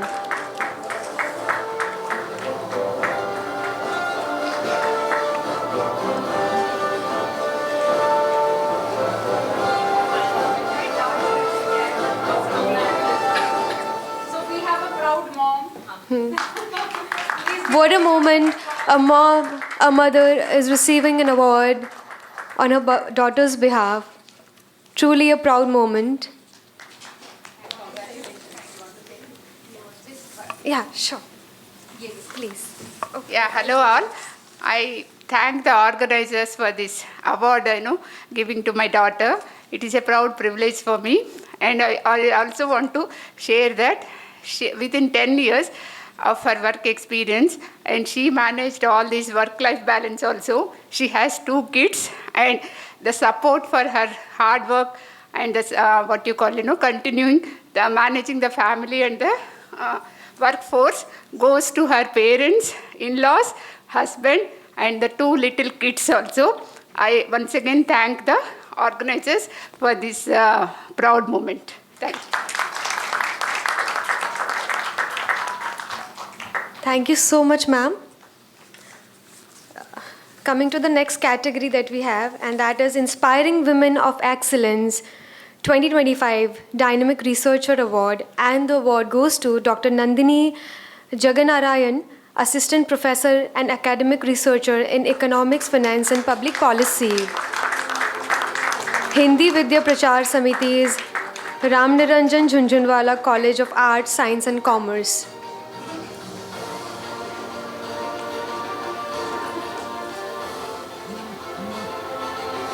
एक mic दे दीजिए ऊपर, किसी को कुछ बोलना होगा तो फिर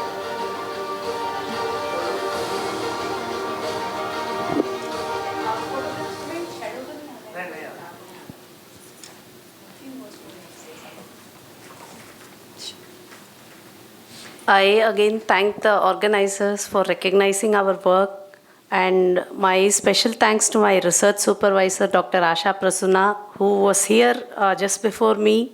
And without her support, I don't think I would have reached this. She's been a continuous support and right from my PhD journey. And I also thank my aunt who has come here with me. If you don't mind, can I have a photograph on the stage with her? Yeah. Mommy? ma'am, please join us.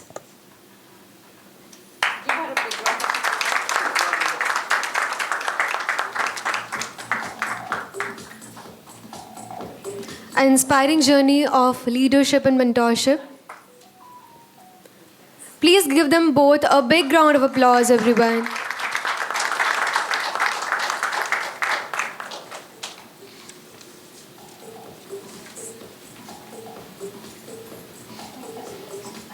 Thank you so much, ma'am. Please have a seat. The other category that we have is Innovative HR Business Leadership Award, HR and Business Operations, and the award goes to Mr. Arjun Kumar Muparsi, Chief Consultant and HR and Business Operation, Healthcare, IT, ITES.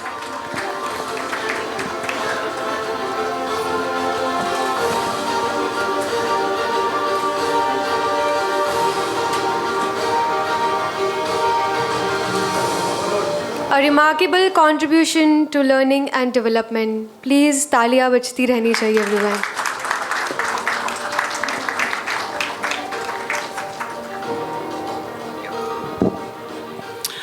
So good afternoon, everybody. Thank you, Diju, thank you, Shania ji. And it feels great to be a part of such wonderful session and be a part of such dignitaries, all the HR leaders here we have. So quickly about me, I have close to 17 years of experience in HR at different levels. And then after that, I transitioned into a chief consultant. Now I have the privilege to probably work with multiple companies and handle both people and business functions, right? So a few thoughts which I'd like to share. What I have been doing probably, right? My major focus was to integrate both the HR and business functions, right? So I have a question for you quickly. How many of you actually, we have like a lot of HR leaders, so I think there's a right platform for me to ask. How many of you actually observed that, there are a lot of HR departments, a lot of people who are actually operating where it is just at an administrative level. Even now, HR is still looked at as an administrative function, right? How many of you have really realized that? Yeah? Did you see that? Yeah. So I feel that the modern day HR is all about integrating with the business functions, right? HR is no more just limited to writing policies or compliances and just hiring. Bas wahi khatam ho gaya. Nahin, I don't think so, right? It's all about integrating with the business. I think all the HR leaders, we should start talking about revenue, scalability, and things like that. That is when it become more relevant. Otherwise, Abdul Kalam ji actually had a very good quote he says, right? You should probably love your job more than your company, right? So usually what happens is that after 15 years of experience, you'll actually have a mid-career crisis, right? So it's very important that you probably work with the right business leaders. I've seen many business leaders struggling to probably share their business thoughts, but they always are limited. चलो यार CEO यही बोल रहा है या फिर ये business leader मतलब ये कह रहा है, and then we probably have to limit ourselves, right? So it's very important that as HR leaders, all of us should work with the right business leaders where we have an opportunity to really contribute to the business and speak this language and control and also contribute to the business outcome, right? So with that note, thank you all again. Thank you Shania ji and Digi1 for this wonderful award. I'm looking forward for more collaboration with your organization. Thank you so much, guys.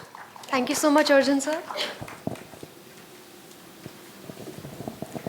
The other category that we have is Top IR Trailblazer of the Year 2026, and the award goes to Mr. Gautam Chakravarti, Head Investor Relations, Wellspun Corporation Limited.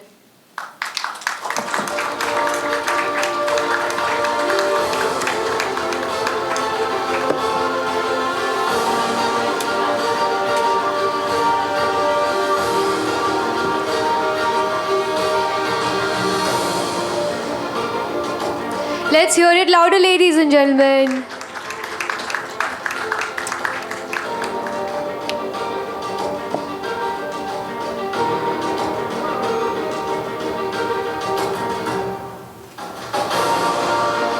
I'd like to request Gautam sir to say a few words.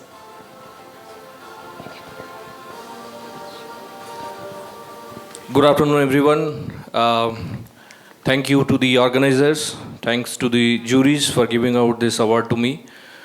I'm also thankful to my organization, Wellspun Corp, for a conducive work environment there and free communication. I also appreciate the organizers for choosing this particular category, investor relations, which is not so much known probably to the many of the fields. But it is getting actually more popularity, and with the more compliance, getting tightened up by SEBI, this role is getting more relevant. So thanks again. Thank you, everyone. Thank you so much, sir.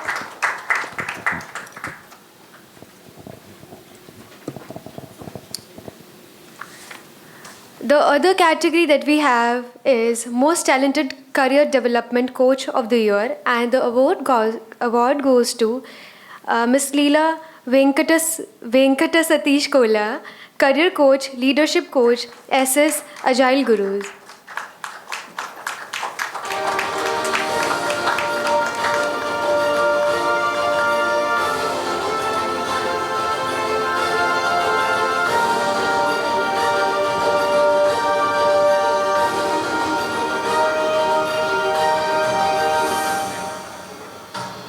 Let the applause continue for this inspiring winner, everyone.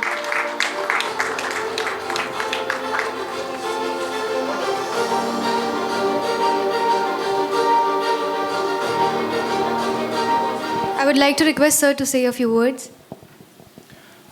Thanks the organizers for considering me for this award. I have total 20 plus years of experience, mostly in IT. Even now, I'm still working in the IT software. Once I reached 15 years of experience, I started going through that midlife crisis or mid-career crisis, as Arjun was mentioning just now. Right? So that's where I started exploring what is that I can go beyond my role or beyond IT. That's where I started exploring and I started realizing there is lots of things outside IT or outside Agile, the place where I started my career. That's when I started going through this coaching, which helped me initially. Then it started helping others who are going through the similar phase or similar stages. And that is what I'm still focused on. That is what is my passion. I will still continue doing that. Thank you once again. Thank you. Thank you so much, sir.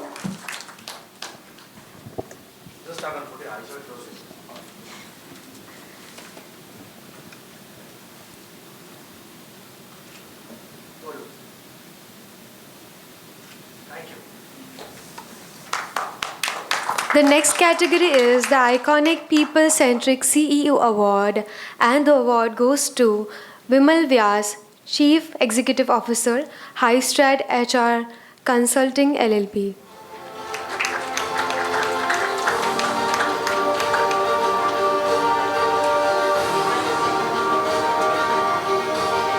Congratulations, sir, on this well-deserved victory.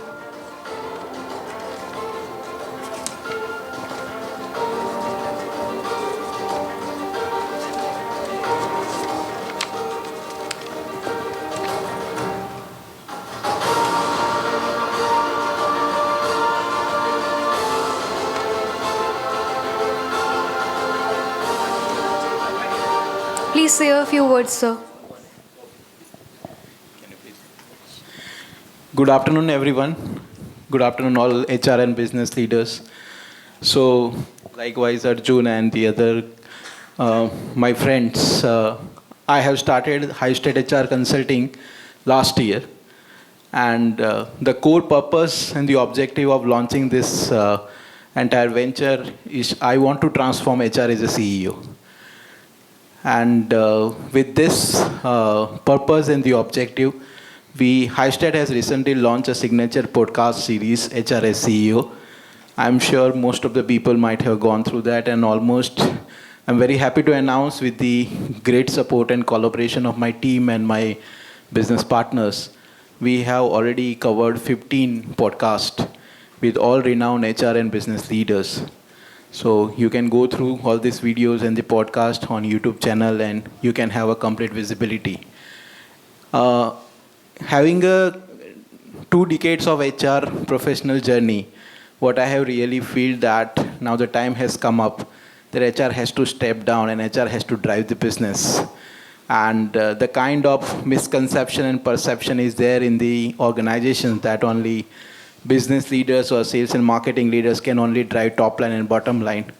Let's work together and remove this misconception. HR is always there to top line and bottom line. They are capable enough to handle this. Thank you so much. Thank you so much, sir. Thanks a lot. Thank you. Thank you so much. The other category that we have is Turnaround Women CHRO of the Year 2026, and the award goes to Abha Anil Nair, Chief Human Resource Officer, Z-Learn Limited.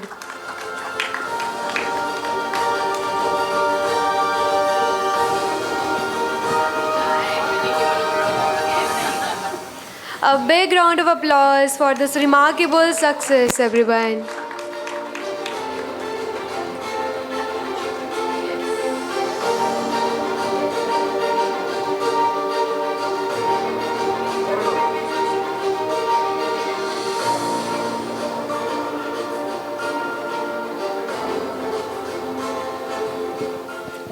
I would like to request ma'am to say a few words. Hi. A very good afternoon to all the business leaders and the HR leaders here. It's been last 25 years that I've been in this people's function. I don't call it HR function. The moment you say HR, it becomes distant. So every time I keep correcting people and I keep telling them that it's people's function. Yeah, that's one. Two is when it comes to this particular award, I think there's been enough and more I've been doing for last 25 years, and I'm still so happy that I'm getting these awards and people are recognizing, and thank you so much. I think Digi1, it's been wonderful. Thank you, jury, for actually recognizing me for this. When we say turnaround, I think turnaround is making red to green. Yeah, turnaround is a lot of pain because you have to take a lot of risk. Yeah, so my mantra has always been say, stay, and strive. So you say, and when you say, it is very difficult to be vocal and vociferous. You strive, you fail, you come back. So resilience and whatever we've spoken about it right now, agility, all that is something which needs to be there. And strive is you have to keep striving and you have to keep moving on. Yeah, so I think last 25 years it's been oil, steel, power, shipping, banking, IT, media, retail, fashion, and now in education. I work with ZLearn. It's an SL group, Hinduja group, Bagri group, SR group, my longest stint, and now SL group for last 3.5 years. I think I thank all my leadership team, wherever I've worked with, because I think they've been the one, because if I don't align with them and they don't align with me, I can't have my interventions in place and I can never be successful. So I think that buy-in, the most important one, which I think I would like to share. The other thing is the teams you work with, how well you take care of them, how much progression you give them, how well you guide them. I think that's very, very important. So I think that's something, two of them. I dedicate this particular award to my elder brother, my mentor. He's no more. I lost him 1.5 years back. And he's been my guide. He still guides me right now. And big thanks to my husband, Anil, my daughter, the biggest cheerleader, Arshia, and my younger brother, who's my support at all times. Before I just close this, I think there are 3 things in terms of my mantra, the way I look at HR till today. So one is impact, which is overall in the organization, in terms of efficiency, in terms of productivity, and in terms of people happiness quotient. So I think it's in the reverse order. You keep them happy, they will be efficient, and they will produce. Around these 3, there are many interventions which I do. You all can look up, you all can talk to me, and I think maybe next time I'll probably put together something and probably share. Thank you so much. Thanks again, the organizers. Thank you so much, ma'am.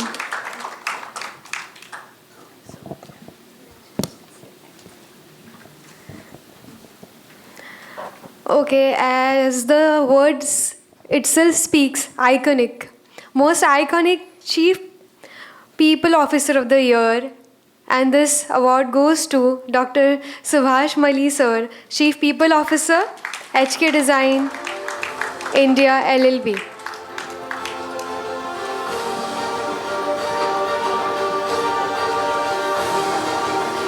This honor is absolutely well earned, sir. जोरदार तालियां हो जाए Subhash sir के लिए.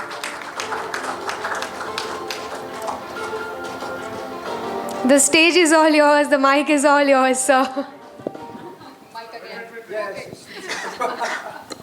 Okay, I'm excited this time. Yeah, surely.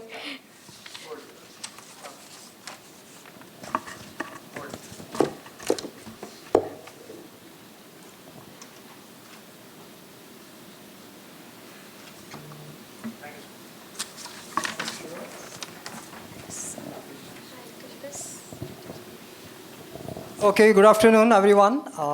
First of all, let me thank you, the organizers, Digi1 management, for inviting me to, give a talk on the topic which they gave it to me, and of course, recognizing me as a, icon. I don't remember what is the count of this. Awardees. I keep getting awards, every time.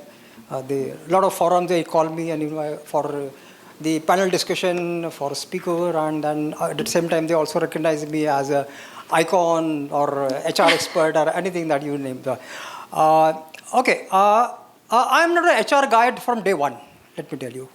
Okay, basically by basic qualification wise, I'm an engineer, and I started my journey from a very automobile company, Mahindra and Mahindra. You must be knowing this company.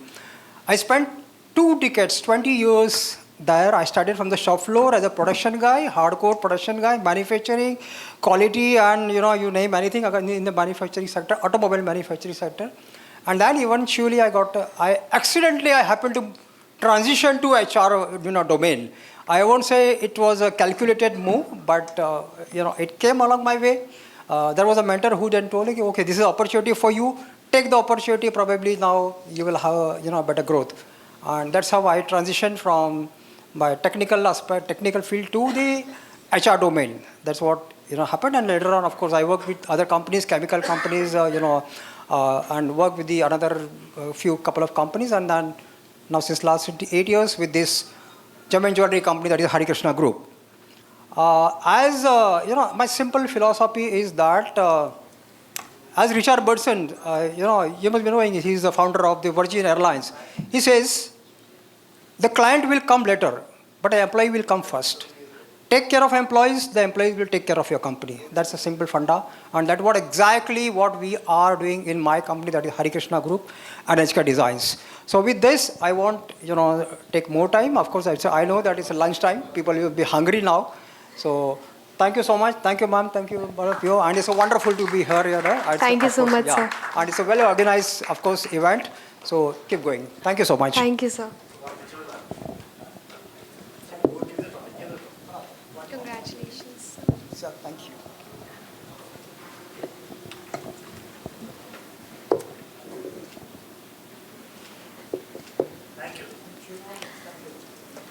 Thank you, sir.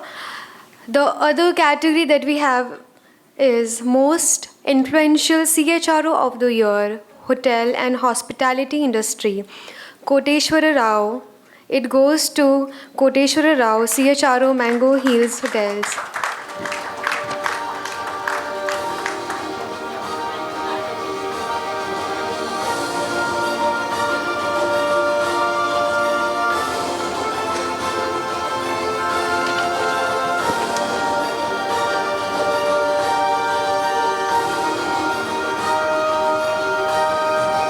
The moment of pride. Let's applaud everyone.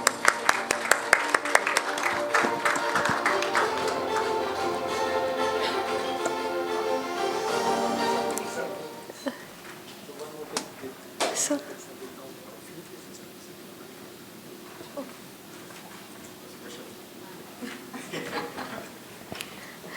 This is my request. special awards for special people.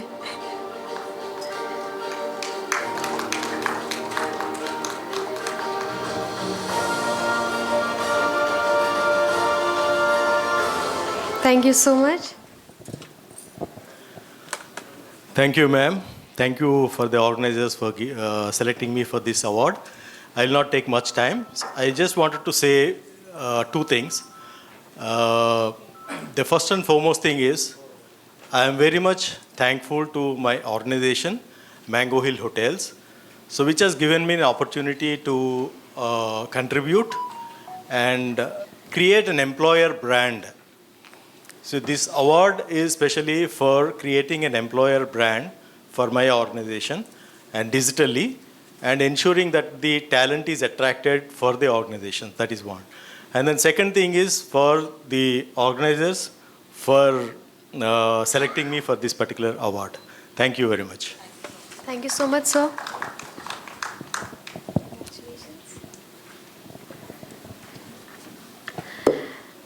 The next category is Iconic Talent Acquisition Leadership Award, RPO and HRO, and it goes to Varun Sachdeva, SVP and APAC Head at NLB Services.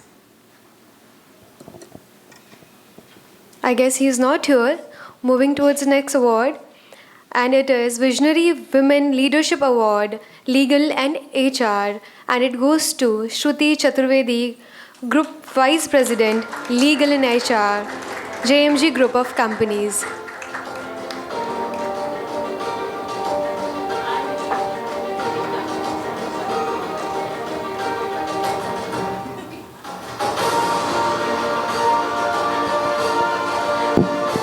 Excellence deserves applause. Let's hear it, everyone.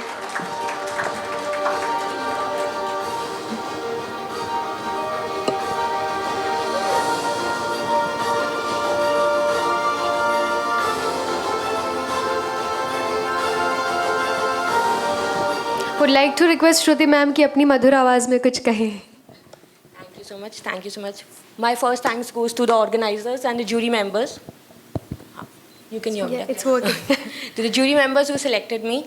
I personally have started my career from HR. Then eventually, with my working, I did my LLB. That is when I got introduced to the world of law. So when I started working and practicing as a Bombay High Court, at Bombay High Court as an advocate, that is when I realized that my core remains people. So from my practicing, I went back and I became a mix, which is very rare. Usually, even if you get HR and legal, they are more focused towards the compliance part. That's not what I do. Because I started with HR strategy, and I was blessed to have a good mentor who made me understand. So it's very important that you choose the right mentor. He will make you understand that it's important that you do not become an administrative HR, how we spoke earlier. A lot of people are still facing those challenges. You ensure that you can get a say on the boardroom. Because as leaders, as business, especially promoter-driven companies, they are still focused towards their profits and their business. So it's important that you can show them that impact, and only then you will get a say in the boardroom. So that is what my core has been. I have worked from HR, I have moved to law. Now my personal mantra has been keep moving, and that's what I try to do. I build a strong system with people being at center of every decision. Only because when you have people, you have purpose, will you be able to make that difference. A lot of promoters will not be very enthusiastic of your celebrations or your training programs or your contributions, or they'll say CSR is just something as a tick mark. I appreciate sir to ensure that their board could give that huge contribution towards CSR. It's obviously top driven, and the culture that you build is completely top driven. You do not shout, will only happen if your owner doesn't shout. If he personally shouts, you cannot ask others to not shout. So obviously it's a culture that has been built, and that's what I am focusing at. As a person, obviously respect, dignity is something that everyone promotes, but how you bring it down is where it works. So at times you have to scare people with law. You can get scared, you will get posh ho jayega, ye ho jayega, wo ho jayega. At times it is just something. So I have worked across industries, from jewelry to textile to, if I main the companies, Jewelex, CRM, and I worked with various companies, CHRO, manufacturing. I worked across industries, Radio City, and now I'm at JMJ Group. JMJ Group, if we speak about that again, that group has a vast earth. They were earlier the manufacturers of Goa Gutka, if you heard. It's a very different line of business. Then Gutka got banned, and that is when they moved to real estate, to edible perfumery. Then they moved to real estate, hotels, hospitalities, and that's the journey of that company. And getting there, the culture would not be something very easy. So I head their legal and HR department. I joined them as their legal head. Now I head their legal and HR board. That is my journey. Obviously, offline, I'll not take much of time. Offline, I'll connect on how that journey has been. As a person, I would like to thank my mother, who has given me the wings, my father, who has given me the platform, my strongest supporter, my brother, my biggest inspiration, my daughter, and my forever cheerleaders, my mama, my cousins, and my nanny. Thank you so much. Thank you so much.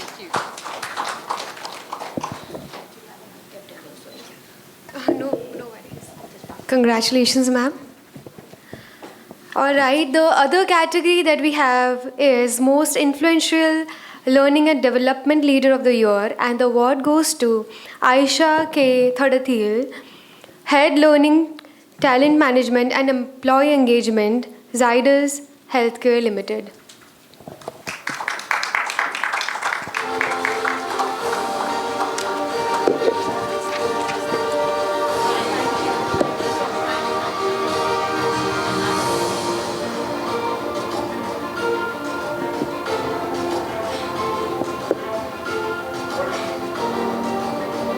Come on, one more big round of applause, everyone.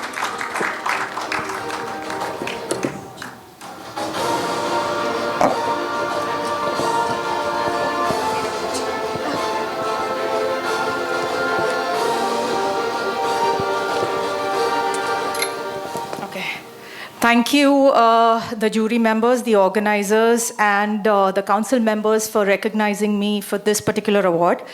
Just a small correction. So I head learning and development. I also head the employee engagement and talent management for Zydus Healthcare in my current role. Being in the L&D function for the last almost 25 years, it's been a privilege to work with leaders who've given me the opportunity to extend my wings, not just limit myself to learning and development, but also work over culture transformation and employee engagement, which I believe that as learning and development leader, one should not limit yourself to the limited arena given to play with. I think the only thing I would like to say is some of the most successful organizations I've worked with is where businesses have taken accountability for learning goals. So most of the times we have seen that learning and development as a function is usually answerable to business to showcase the ROI and the impact. We are also responsible to ensure the traction, skilling, which is your bread and butter, training programs, and leadership development, succession planning, so on and so forth. But very few organizations actually realize and recognize the fact that, as a business, if you take the ownership for the learning hours of your team members, as a business leader, if you are driving the focus towards learning, there's no way you cannot succeed as a joint collaboration between the L&D and the business function. So I think that kind of collaboration between learning and the learning teams and the business and HR together is very important. And another key to success for the learning and development function is that learning and talent management should be working in close proximity without lines. You cannot have boundaries between the two functions, because at the end of the day, what happens within the L&D functions trickles down into your succession planning, which is your talent management piece. So I think that is very, very critical. Lastly, but not the least, I would like to thank some of the mentors that I've worked with, learners I've had the privilege to work with, and my team members, to whom I owe this honor to. And also thank you for believing in learning as a critical factor in transformation for future-ready employees. Thank you so much. Thank you, ma'am.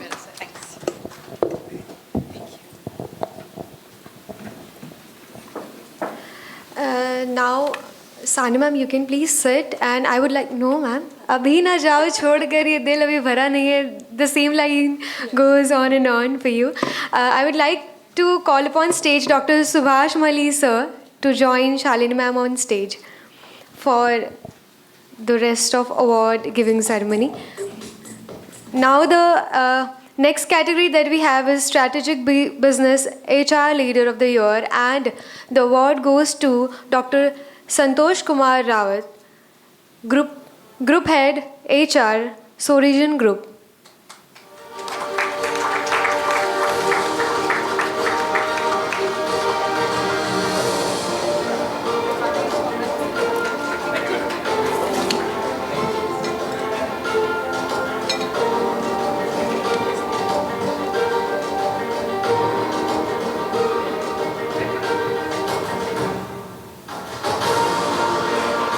Let the applause continue to this achievement, everyone.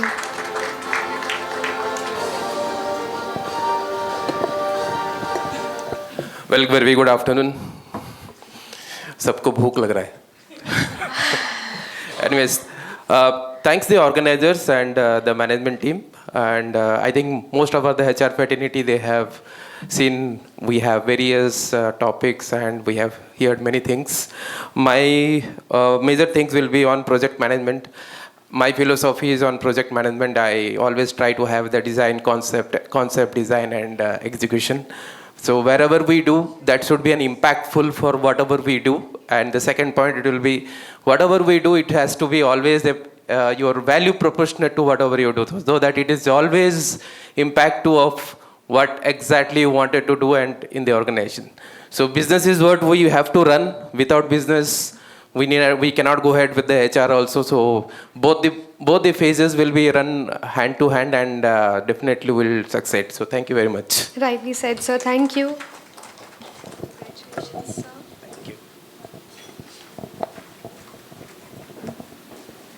All right, the other category that we have is most impactful HR and DEI Leader of the Year, and the award goes to Danish Sheikh, Head HR Center of Excellence, ACG Capsules.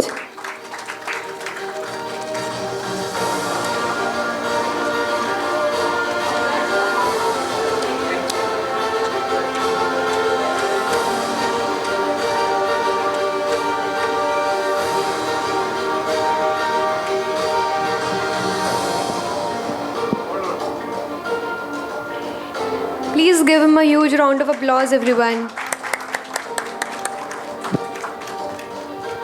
I would like to request Sir to say something. So this award is always special. This is the third Golden Aim Awards that I've received. Oh, wow. Thank you so much to Ms. Shania and the entire team at Golden Aim and to the jury members. At ACG, we believe that people strategy is nothing but business strategy. And all our efforts are to create that impact by balancing people and HR. And thank you for recognizing our impact. And I would like to accept this award on behalf of my entire team, because without them, I would not be able to create the impact that I do.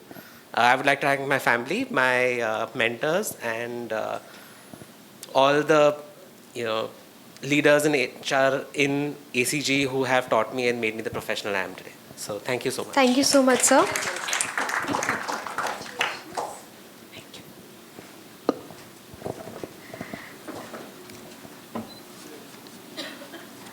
Okay, so the other category that we have is Dynamic Women Leadership Award, People and Culture, and it goes to Shweta Chandrasekhar, Senior HR Leader. जोरदार तालियों के साथ ma'am का स्वागत करेंगे stage पर.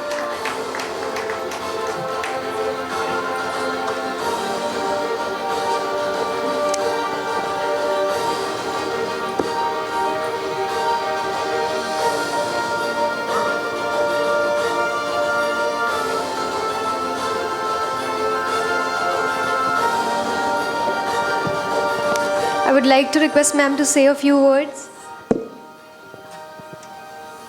Firstly, would like to thank the organizers and the jury. I think this recognition means a lot to me.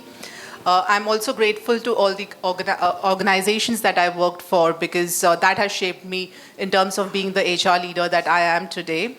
And of course, my family, because I think without their support, I couldn't have gone and achieved a lot in the professional field. I would say that I'm a strong advocate of diversity and inclusion, and I think my motto has always been that, grab the opportunities that come in, because whether you know it or not, I think you'll figure it out in the way. But if you don't grab the opportunity is gone. So I think that's important, and that's been my motto. And lastly, again, I'll thank the organizers, and that really helps me continue in my journey as an HR professional, as well as I think I would want to give back to the society by being mentor and coaching young minds in India. So thank you. Thank you so much, ma'am. Congratulations. So the next category that we have is Iconic HR Leadership Award, Recruitment Practice. And the award goes to Kumar Saurabh, Vice President, Recruitment Practice, TM Inputs and Services Private Limited. I guess he is not here, but we can still clap for him, everyone, come on. The other category that we have is Iconic HR Leadership Award, IRNOD, Suresh Shantaram Shinde sir को मैं stage पर बुलाना चाहूँगी. Head HR, IR and Administration, Business Lead HR, FF Services Private Limited.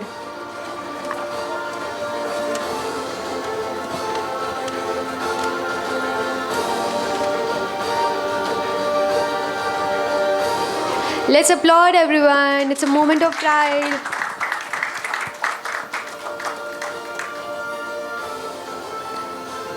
I would like to request Sir to say a few words.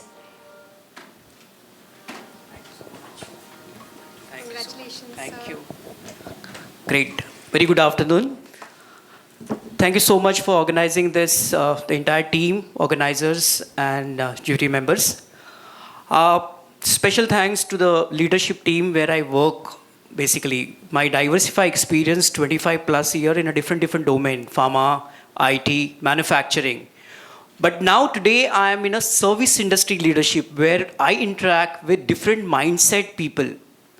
When service industry HR role comes, it's a very challenging when we talk to different leaders with diversified experience. So thank you so much for this. When I come across leading the role of leadership, I special thanks to our Managing Director, CEO, Vinay Deshmukh. He has set the target for the organization, no compromisation on compliances. Irrespective in today's world, economy and pressures, to reach top and bottom line, people used to follow different practices. Whereas I feel proud to say that FFS services have set their targets.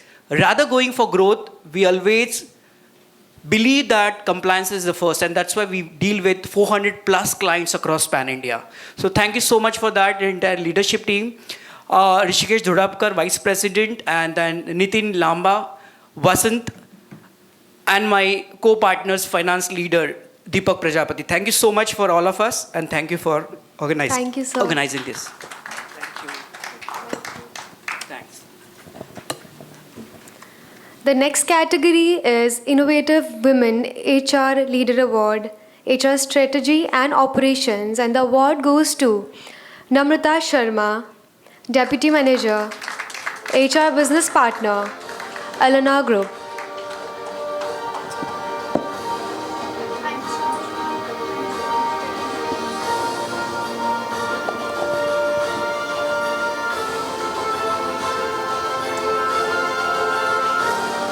A big round of applause on this remarkable victory, everyone. I would like to request ma'am to say a few words. Good afternoon, everyone. Big thank you to the entire team, all the organizers, for recognizing me for this award. I have been sitting here throughout the afternoon and listening to various domains or aspects of HR, but it's human resources. We are the human in the human resource function. I think we shouldn't forget that. No ChatGPT, no Google replaces. When an employee needs to know appraisal kaisa milega, kab milega, incentives kab milenge, we are the people they come to. Someone told me years back that human resources will be outsourced. I don't think anything can replace a human presence in an organization. Right. And what impact we make and we create is on us as a function and also as a HR leader. I have been an advocate of women returning to work. I don't know how many organizations, encourage that. I'm a mom to a 14-year-old. And I remember taking a break from my career. And when I decided to come back, Sony Pictures took me back. No other organization did. That was my breakthrough or re-entry into HR. And from that day, I had decided that whenever and wherever I'll work in life, I will not judge someone by the CV and by the breaks in their resume. I would look at an individual and be a stage, a platform for that person to grow. And I think that is one mantra all of us as HR professionals should keep for the rest of our working lives. So thank you once again, and let's make a difference and not forget that there is nothing in an organization without that one HR person. A lot of people don't appreciate us, but we make a lot of difference that they don't talk about. So thank you so much, and have a good afternoon, all of you. Thank you, ma'am, for your words.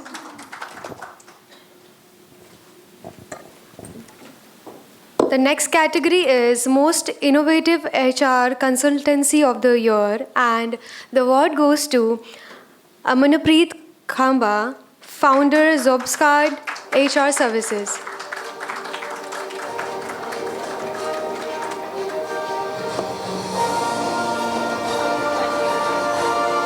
A huge round of applause, everyone, for her.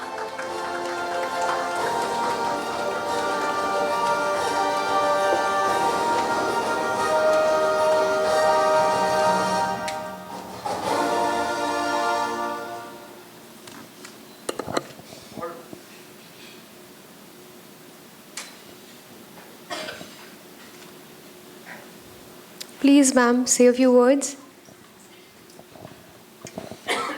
A very good afternoon to all of you. I thank DigiOne for this special recognition. I'm truly honored to receive this award.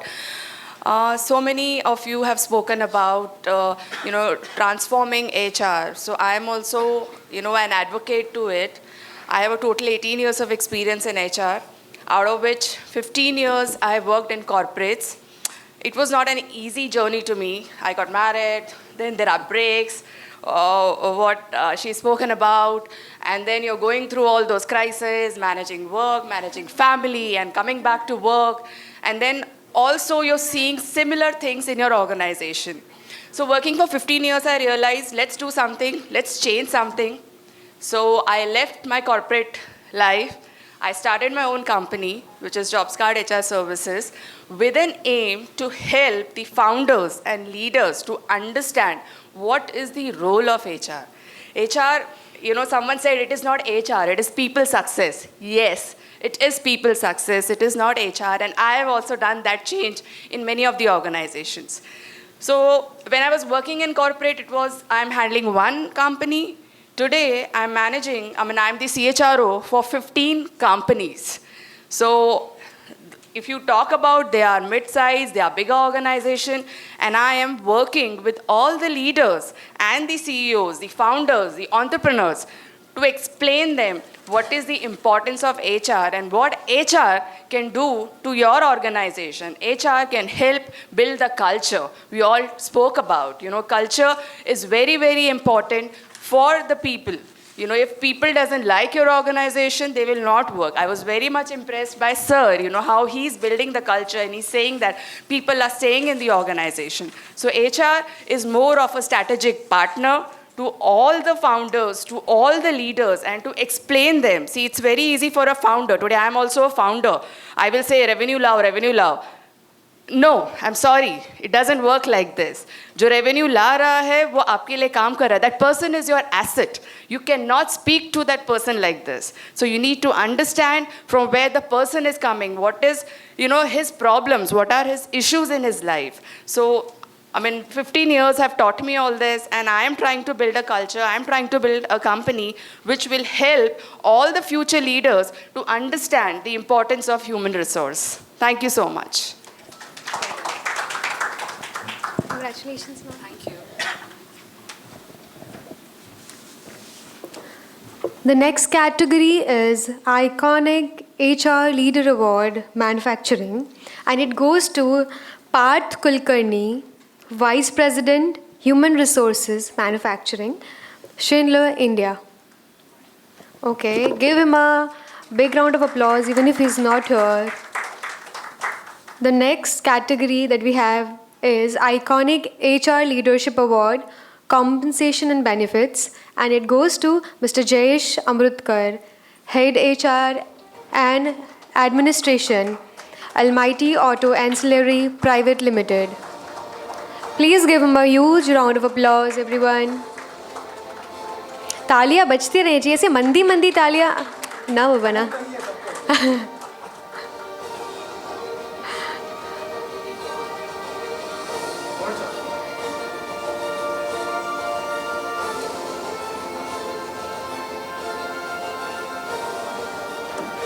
I would like to request Jayesh to say something. Good afternoon, everyone. I truly honored to receive this recognition to Excellence in Leader in HR 2026. Especially thanks to all jury member and organizer for this great award. Today's evolving world of HR, and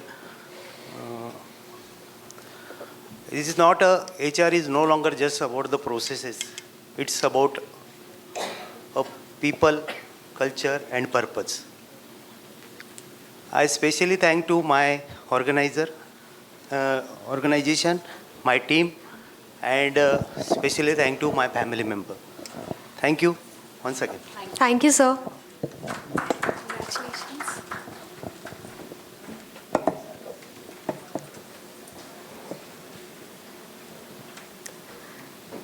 The next category is Iconic HR Leadership Award, Recruitment Practice, and the award goes to Kumar Saurabh, Vice President, Recruitment Practice, TMI Group.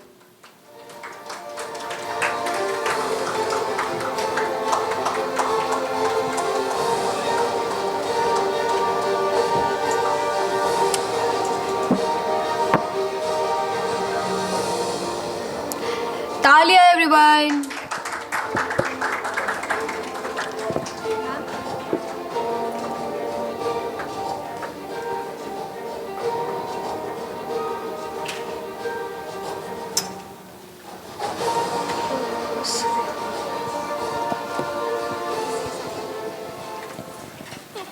Good afternoon, everyone.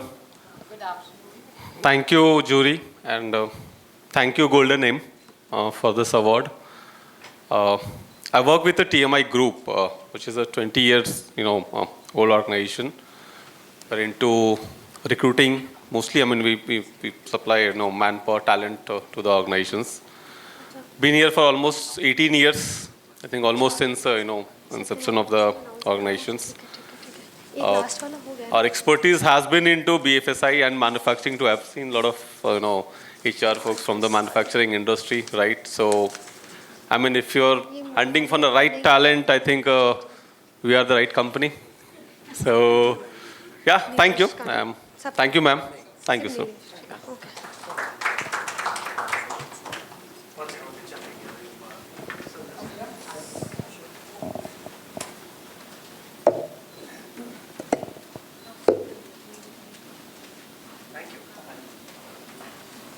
Thank you, sir. So before announcing the next awards, I would like to request sir and ma'am, please have a seat. Thank you so much for doing the honors.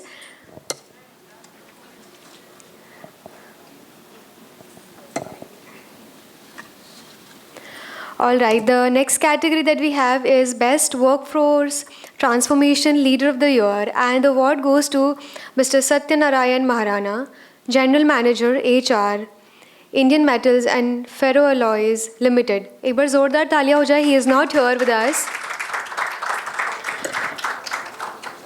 The other category that we have is Visionary HR Leader Award, Statutory Compliance and Workforce Governance. And the award goes to Mr. Nilesh Kumar Singh, General Manager HR IR, Misra Group. Though he is not here, he has sent a small short video for us to see. Please give him a huge round of applause.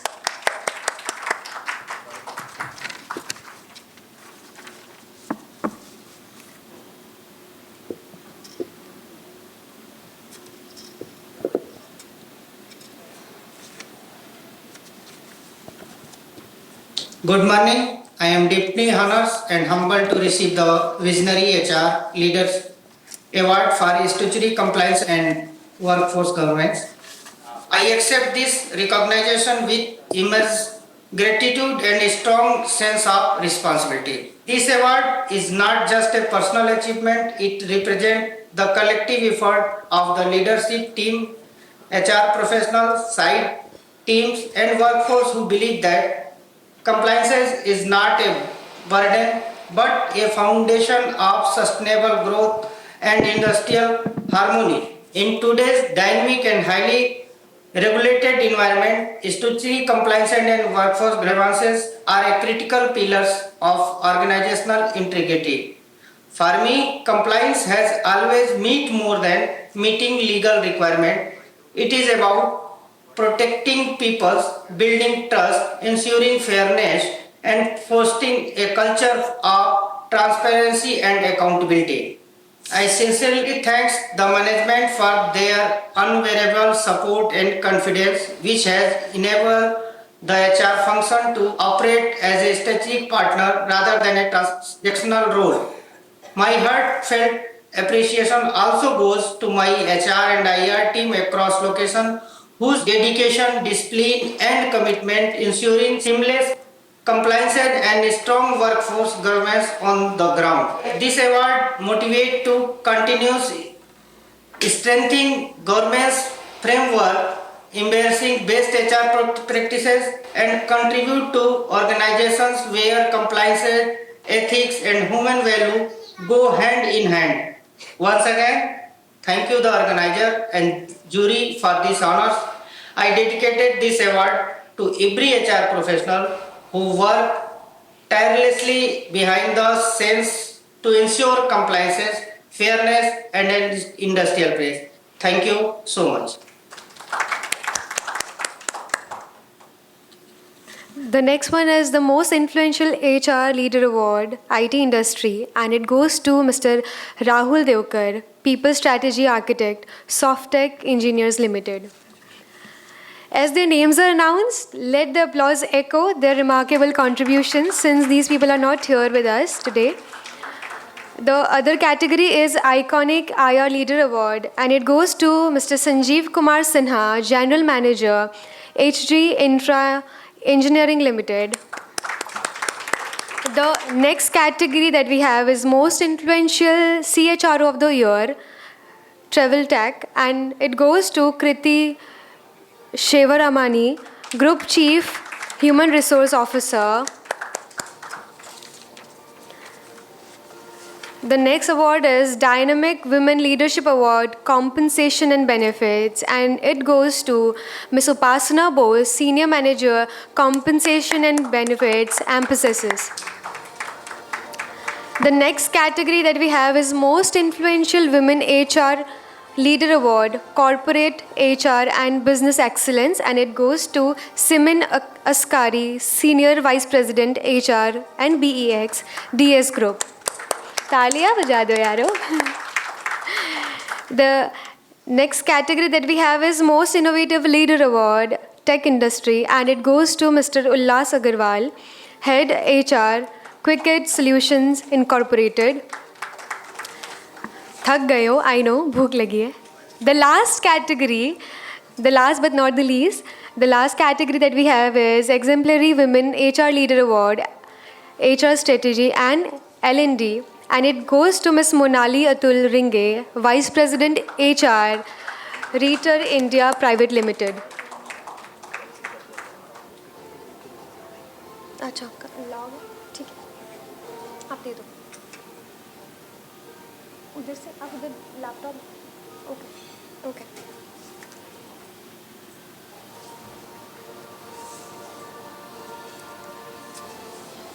Okay, ladies and gentlemen, let's give it up one more time for our incredible awardees, the leaders who define excellence.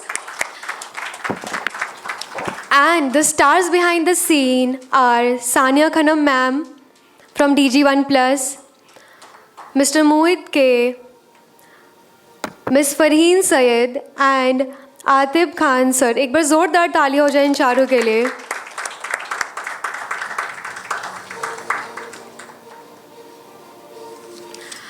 Now, as we conclude the Golden Aim Conference and Awards for Excellence and Leadership Award, I want to take a moment to express my heartfelt gratitude to all the supporting partners, Ms. Sania Khanam ma'am, the CEO of DG1 Plus, whose unwavering support has been invaluable to the success of this event. इस पे आप agree करते हो तो please जोरदार तालियां. I also want to acknowledge all the esteemed participants who took their time to join us today, as well as the remarkable award winners. Your dedication and your hard work are truly recommendable. For our award winners, please know that you can expect to receive our even photographs and videos within the next 2-3 working days.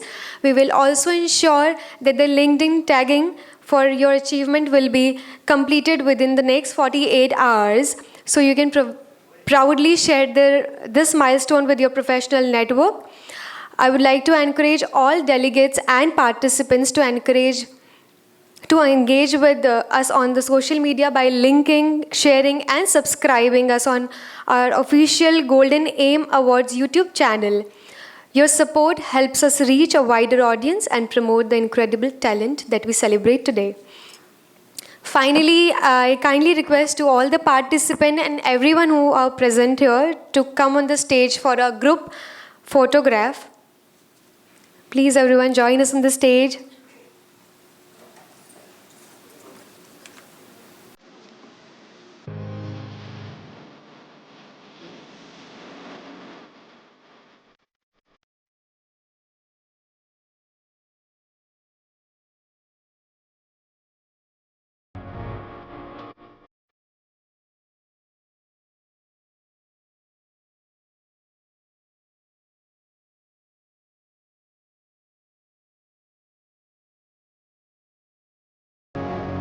Do is flex your words, raise both of your hands, both your words, and flex it. Yes. And whatever you like, paneer or cheese. Thank you.